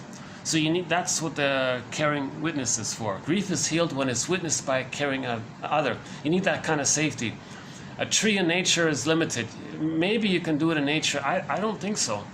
I think you actually need a real live person to do it. But maybe you might not have, maybe there's no choice. Maybe you have to find a cabin in the woods and feel safe in the environment and say to the deer, hey, deer there, I got to talk to you. Just sit there, will you?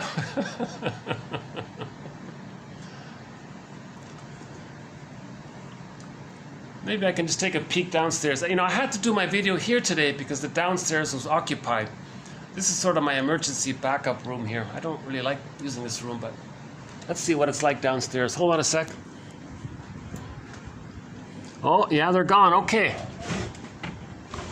Yeah, so let's do part of this video out here. You know, it's funny. If there's music in the background and the camera picks it up, YouTube will say, no, you got to blot it out. So it's hard to do these videos sometimes. Okay. Oh, we got nice. It's nice. Oh, look at that. Oh, it's cleared up here.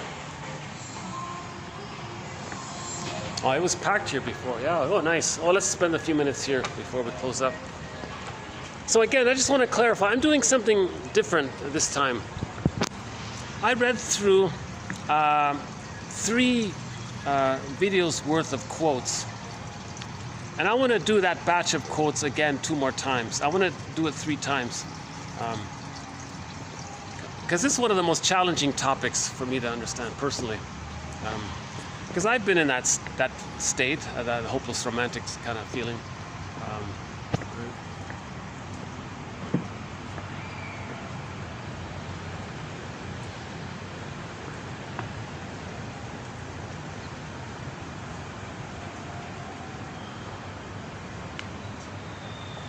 Yeah, I've mentioned it a few times. I really appreciate coming to this hotel complex. Massive 2-tower hotel. Very friendly atmosphere.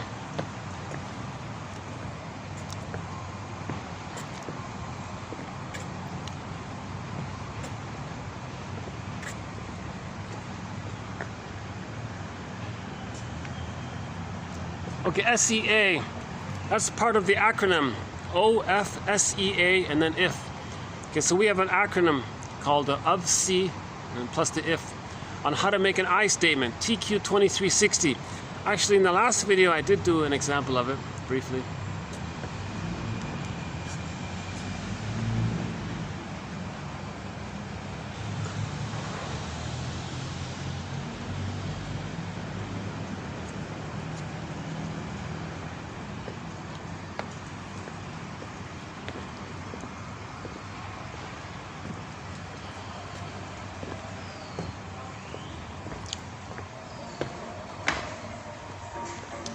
This is my usual spot here, huh?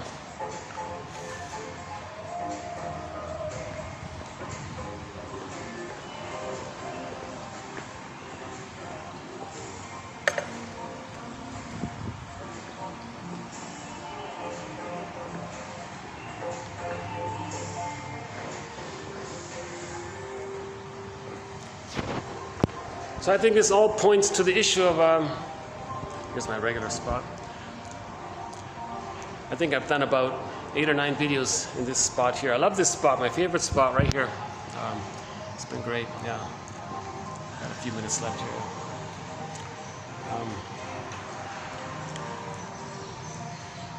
I need to do this batch of quotes I did today. I need to do it again and maybe a 3rd time. See if I can. I feel like I'm missing something, really. I feel like I'm a little confused about it, some parts of it.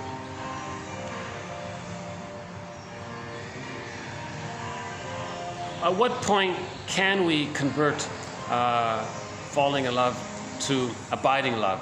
Like, how can we manage that? Is it a question of where the fixation takes place? If it's way too early on, maybe we can't do it. If the trauma is a little bit later on, say in the 2nd year of life, maybe it can be done. I'm thinking maybe that way, right? And if the trauma is in the first few months, there's the love leads to madness and love sick and all these things. And what if one person's traumatized earlier on and one is a little bit later on? It doesn't fit there, but it's close. It's kind of close like that. So they're struggling for different needs to be met, right? Maybe the woman wants safety from the guy, and maybe the guy wants to be sort of supported in his creative endeavors. But she's not there yet because she never got her needs for safety met, that kind of thing. So there may be like an argument around that. This is early in our thread. So this is now a thread to 1001 Windmills at the Mind, couples relationships. So we talked about a sitcom called Imagine That. It's a comedy about couples relationships. Unfortunately, they only aired 2 episodes, then they canceled the show. A huge mistake. The husband and wife had a pamphlet from the counselor on how to make an I statement. Number 1, never begin a sentence with you always. So they. Number 2, don't go to bed with an unresolved issue. Stay up and clear it up. Make the I statement. And the I statement was, something happens, you feel this. And then the other person mirrors it back. I hear you say that when that happened, you feel this. So the mirroring is taking place. And it's helpful, It's showing care for each other, acknowledging what was needed. And some grieving can take place, I've never heard my whole life, I've waited for someone to say something like that, what you just said. And if the safety of it maybe can be helpful that way, right?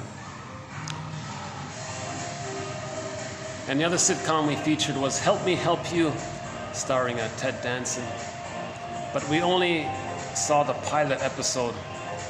So he does group therapy in that one. And the other one, Imagine That, is just couples therapy.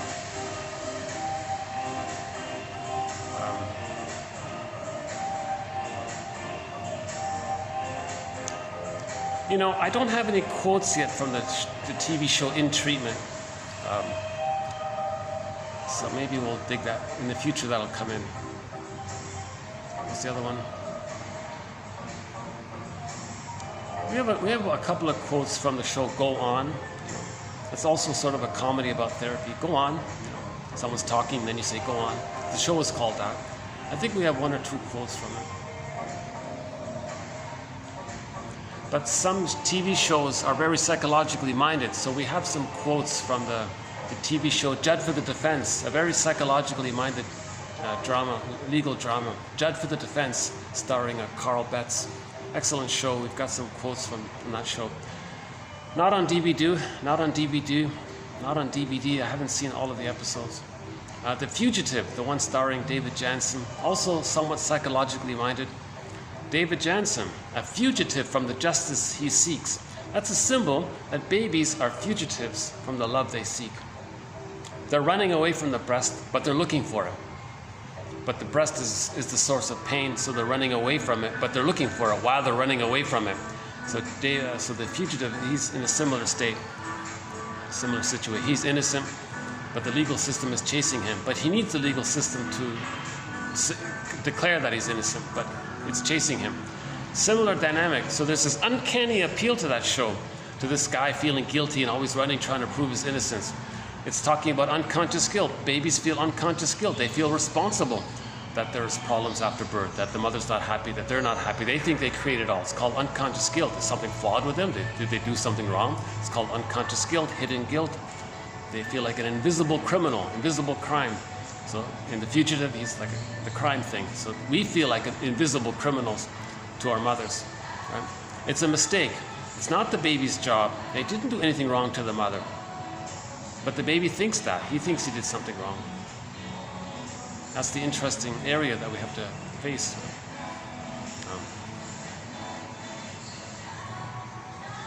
No baby can save their mother, heal their mother, be a parent to their mother. It's ridiculous, but as a baby they think that. Because they're so desperate to have a good relationship with their mother for the attachment. So they feel like they got to be their mother's therapist, their mother's doctor, healer. The baby tries, he sacrifices himself, he does everything his mother wants, The mother's still not satisfied. She still doesn't meet the baby's needs. Part of it is because the baby was removed from the mother for too long. So the suggestion has been made a few times already on behalf of 1001 Windmills of the Mind, is that when the baby's born, barring emergencies and exceptions, the cord stays, the placenta stays. Okay, the room is a little bit dark with some candles. The room is warm. No towel, no washing. Just hand the baby to the mother. Let the baby rest on the front, and he might latch and start nursing right away to preserve the continuity.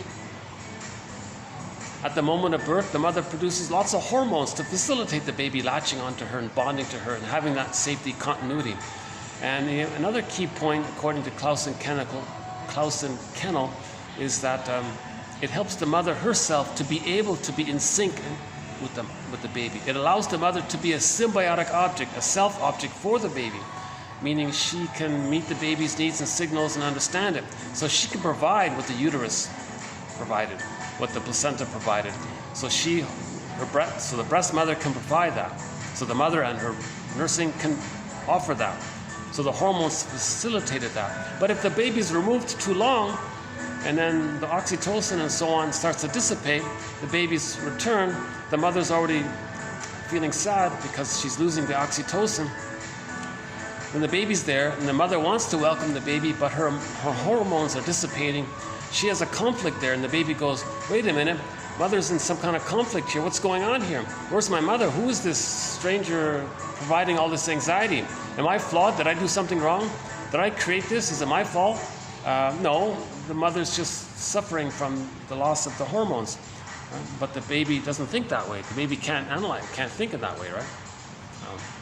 So to prevent birth trauma, that's a form of birth trauma. It's a betrayal like that. The baby has, now the baby's relating to a stranger, and he feels that he lost his mother. An interesting quote from the last video, I don't have it in the collection, but I read somewhere that long ago in the savannah, any baby, human or any baby, wouldn't make it on their own, right? In the wild savannah, we're talking way back then. So apparently, if the baby is disconnected from the mother's not there, their nervous system, some part of the brain might be triggered, thinking that they're not going to make it. So they're traumatized by the overstress and stimulation of the mother not being there. So just to be on the safe side, just hand the baby to the mother. It's called a lotus birth. It's a natural birth. It's what we've been doing it's what we did as Homo sapiens for 150,000 years. We did that. And before Homo sapiens, we used to be, according to one theory, Homo bodoensis. Homo bodoensis was around for almost 1 million years. And they did the same thing. The mother held the baby directly. Right?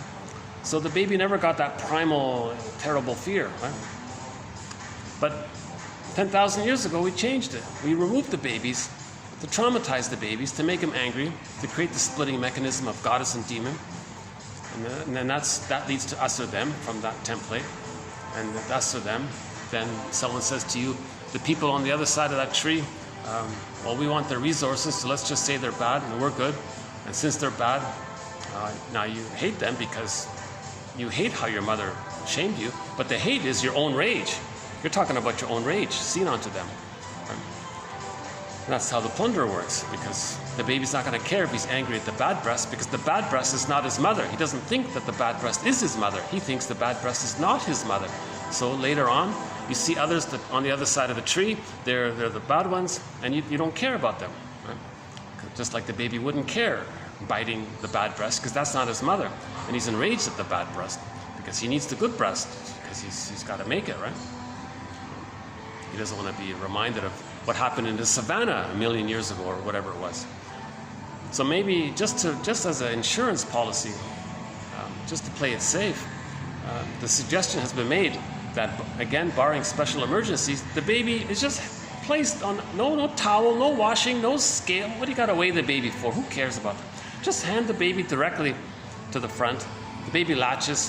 One quote said the baby was on the mother's front, And he actually could look around and search for the nipple, and he started to latch and start nursing.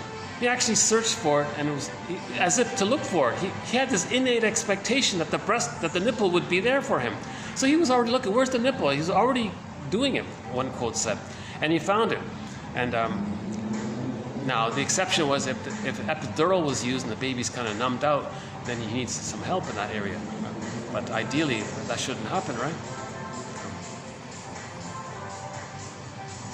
And don't force feed the baby. Don't push the nipple into the baby's mouth.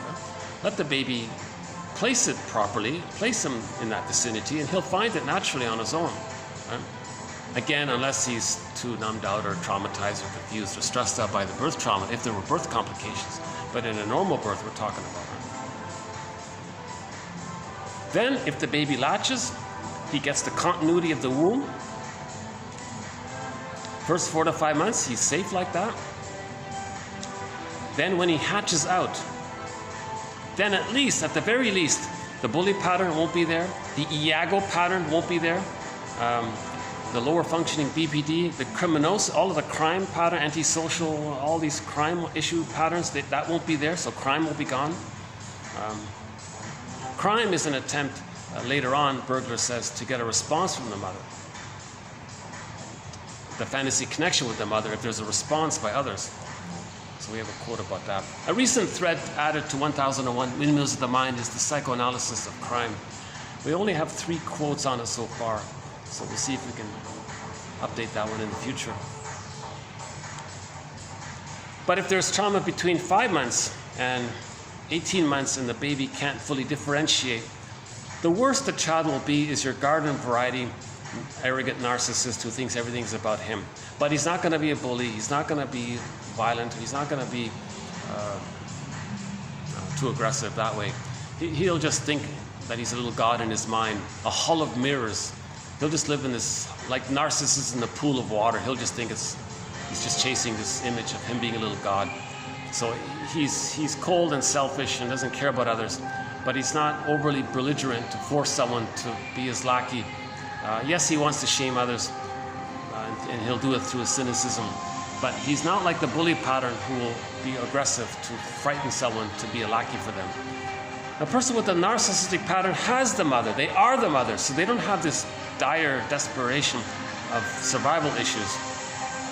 So the survival issue is dealt with during the first 4 to 5 months with the maternal holding environment. So the maternal holding environment can be created if the mother is handed to the baby right away, and the mother stays in bed for 4 to 5 months. Baby sleeps skin to skin contact the whole time. You don't even need so skin to skin contact the whole time, 4 to 5 months. If the mother has to use the washroom, she carries the baby gently. If the baby has, the mother can nurture and lovingly take care of the baby for the first 4 to 5 months. Whatever the baby wants, the baby gets it, you know. And the mother's attuned, and she feels happy to do this. And she's now the baby's totally in love with his mother, right? And that's from today's perspective. And the mother has a form of it as well, so she's happy to provide that nurturing role. It's the essence of mothering. She's satisfied to be a mother by doing that. She feels womanly and motherly. She loves doing it. She's not in some revenge battle with her mother and going to shame her baby. Look, mother, you shamed me. I'm shaming your grandchild to show you how you shamed me. I'm trying to show you up by being a caricature. No, she's not doing these kinds of things. Nor she's going to convert her own baby to be a parent for her. Look, baby, I'm going to brainwash you to always need me and take care of me and be responsive to me, be there for me and do what I say. So she's not doing these kinds of things. Women who do these kinds of things are said to be using what's called the Jocasta style of mothering. The Jocasta style of mothering, meaning the child's going to be overly bonded to the mother and they can't get out. So in the mythology, it's the marriage there. So the marriage in the story of Jocasta and Oedipus, the son, the imagery is that the mother married the child. The mother, it's not about the child, forget that. It's about the mother parentifying the child, and psychologically they're fused there. That's the marriage, they're fused there. So the mother married the child, the son or the daughter. That's the problem. If the mother marries, psychologically, emotionally marries, that imagery is meant to convey the psychology that the child is too fused with the mother in the spiritual, in the psychological realm. So the outer story talks about the mother married the child, not the son married the mother married the child against his will. Against his will. The mother married the child against his will. So that's the story of Jocasta. It's not about Oedipus, it's about Jocasta. The true story is about Jocasta. Now, if there's a daughter, we say that she has the Electra complex. If it's a son, we're saying he has the mother complex, just to avoid this confusion. Right? Pop culture has really confused people. So that's a major thread, the interpretations of myths and fairy tales. I think we've covered some good ground there. I don't pretend to know all the answers, obviously. I'm the compiler of the quotes. My disclaimer, once again, I'm not a professor, I'm not a shrink, I'm not an analyst, I'm not a social worker, I'm not a counselor, I'm not a doula, I'm not a midwife, I'm not a nutritionist.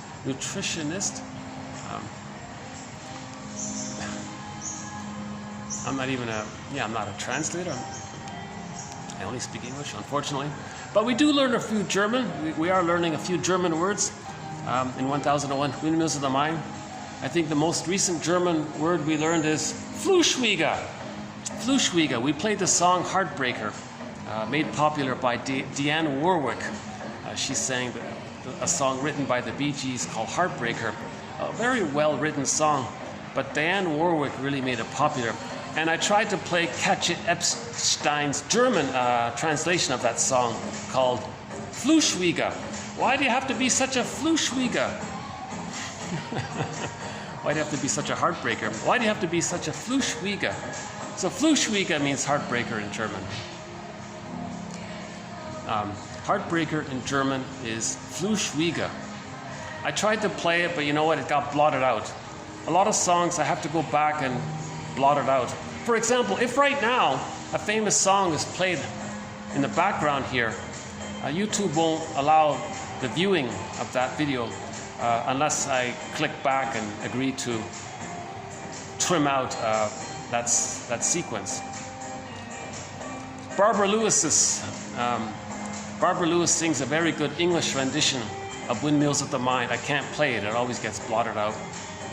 Luckily, Katja Epstein's German rendition, it was only on vinyl, so I could play it, luckily. Thank God. And this collection of quotes is named after Katja Epstein's German rendition of the song Windmills of the Mind. So why don't we play that now? Yeah, that's a great song.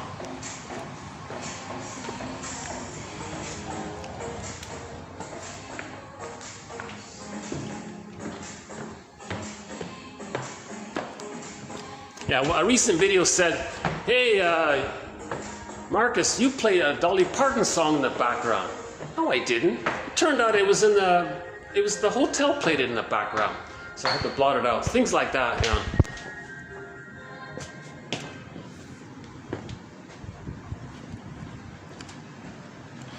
So maybe we'll just wind up here with our theme song to 1001 Windmills of the Mind. Just give me a sec here.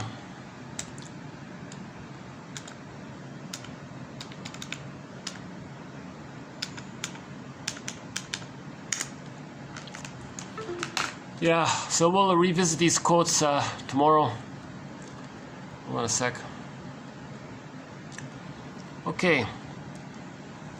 So this is Katja Epstein's. Here we go. Our theme song. Our theme song to 1001 Windmills of the Mind. Nachts, wenn die Straßen plötzlich still sind, wenn die Stadt auf einmal schweigt, wenn aus steinernen Kaminen stumm der Mond zum Himmel steigt, wenn es hier in meinem Zimmer leer und einsam wird um mich, such ich in den dunklen Schatten die Erinnerung an dich und ich fühle, wie ein Augenblick zur Ewigkeit gerinnt, wenn das Spinnrad meiner Träume längst zerrissene Fäden spinnt und sich leis zu drehen beginnt, wie sich Mühlen drehen im Wind.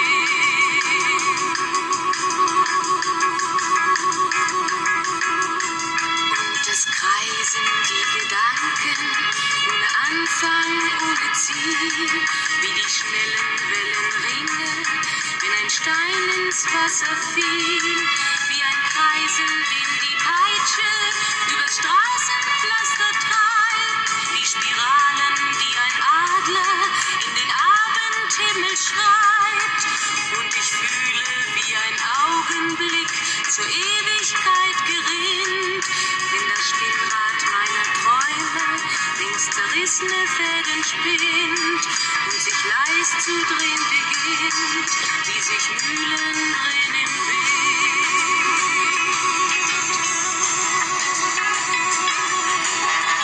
Tausend Fragen ohne Antwort, tausend Fragen ohne Sinn. Warum flog für uns der Sommer wie ein Pfeil so schnell dahin? Hat der Herbstwind gar die Spuren unserer Liebe schon verweht? Wenn erst weiße Flocken fallen, ist es dann für uns zu spät. Sah ich eben nicht im Dunkel deinen Schatten an der Tür, hoffte für ein paar Sekunden, du kämst doch zurück zu mir. Doch warum sich selbst belügen? Längst ist meinem Herzen klar, dass der Pulsschlag dieser Hoffnung nur mein eigener Schatten war.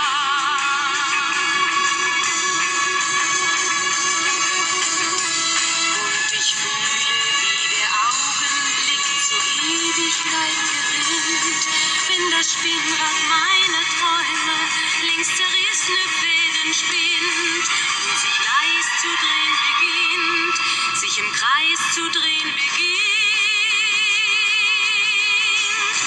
wie sich Mühlen drehen im Wind, wie sich Mühlen drehen im Wind.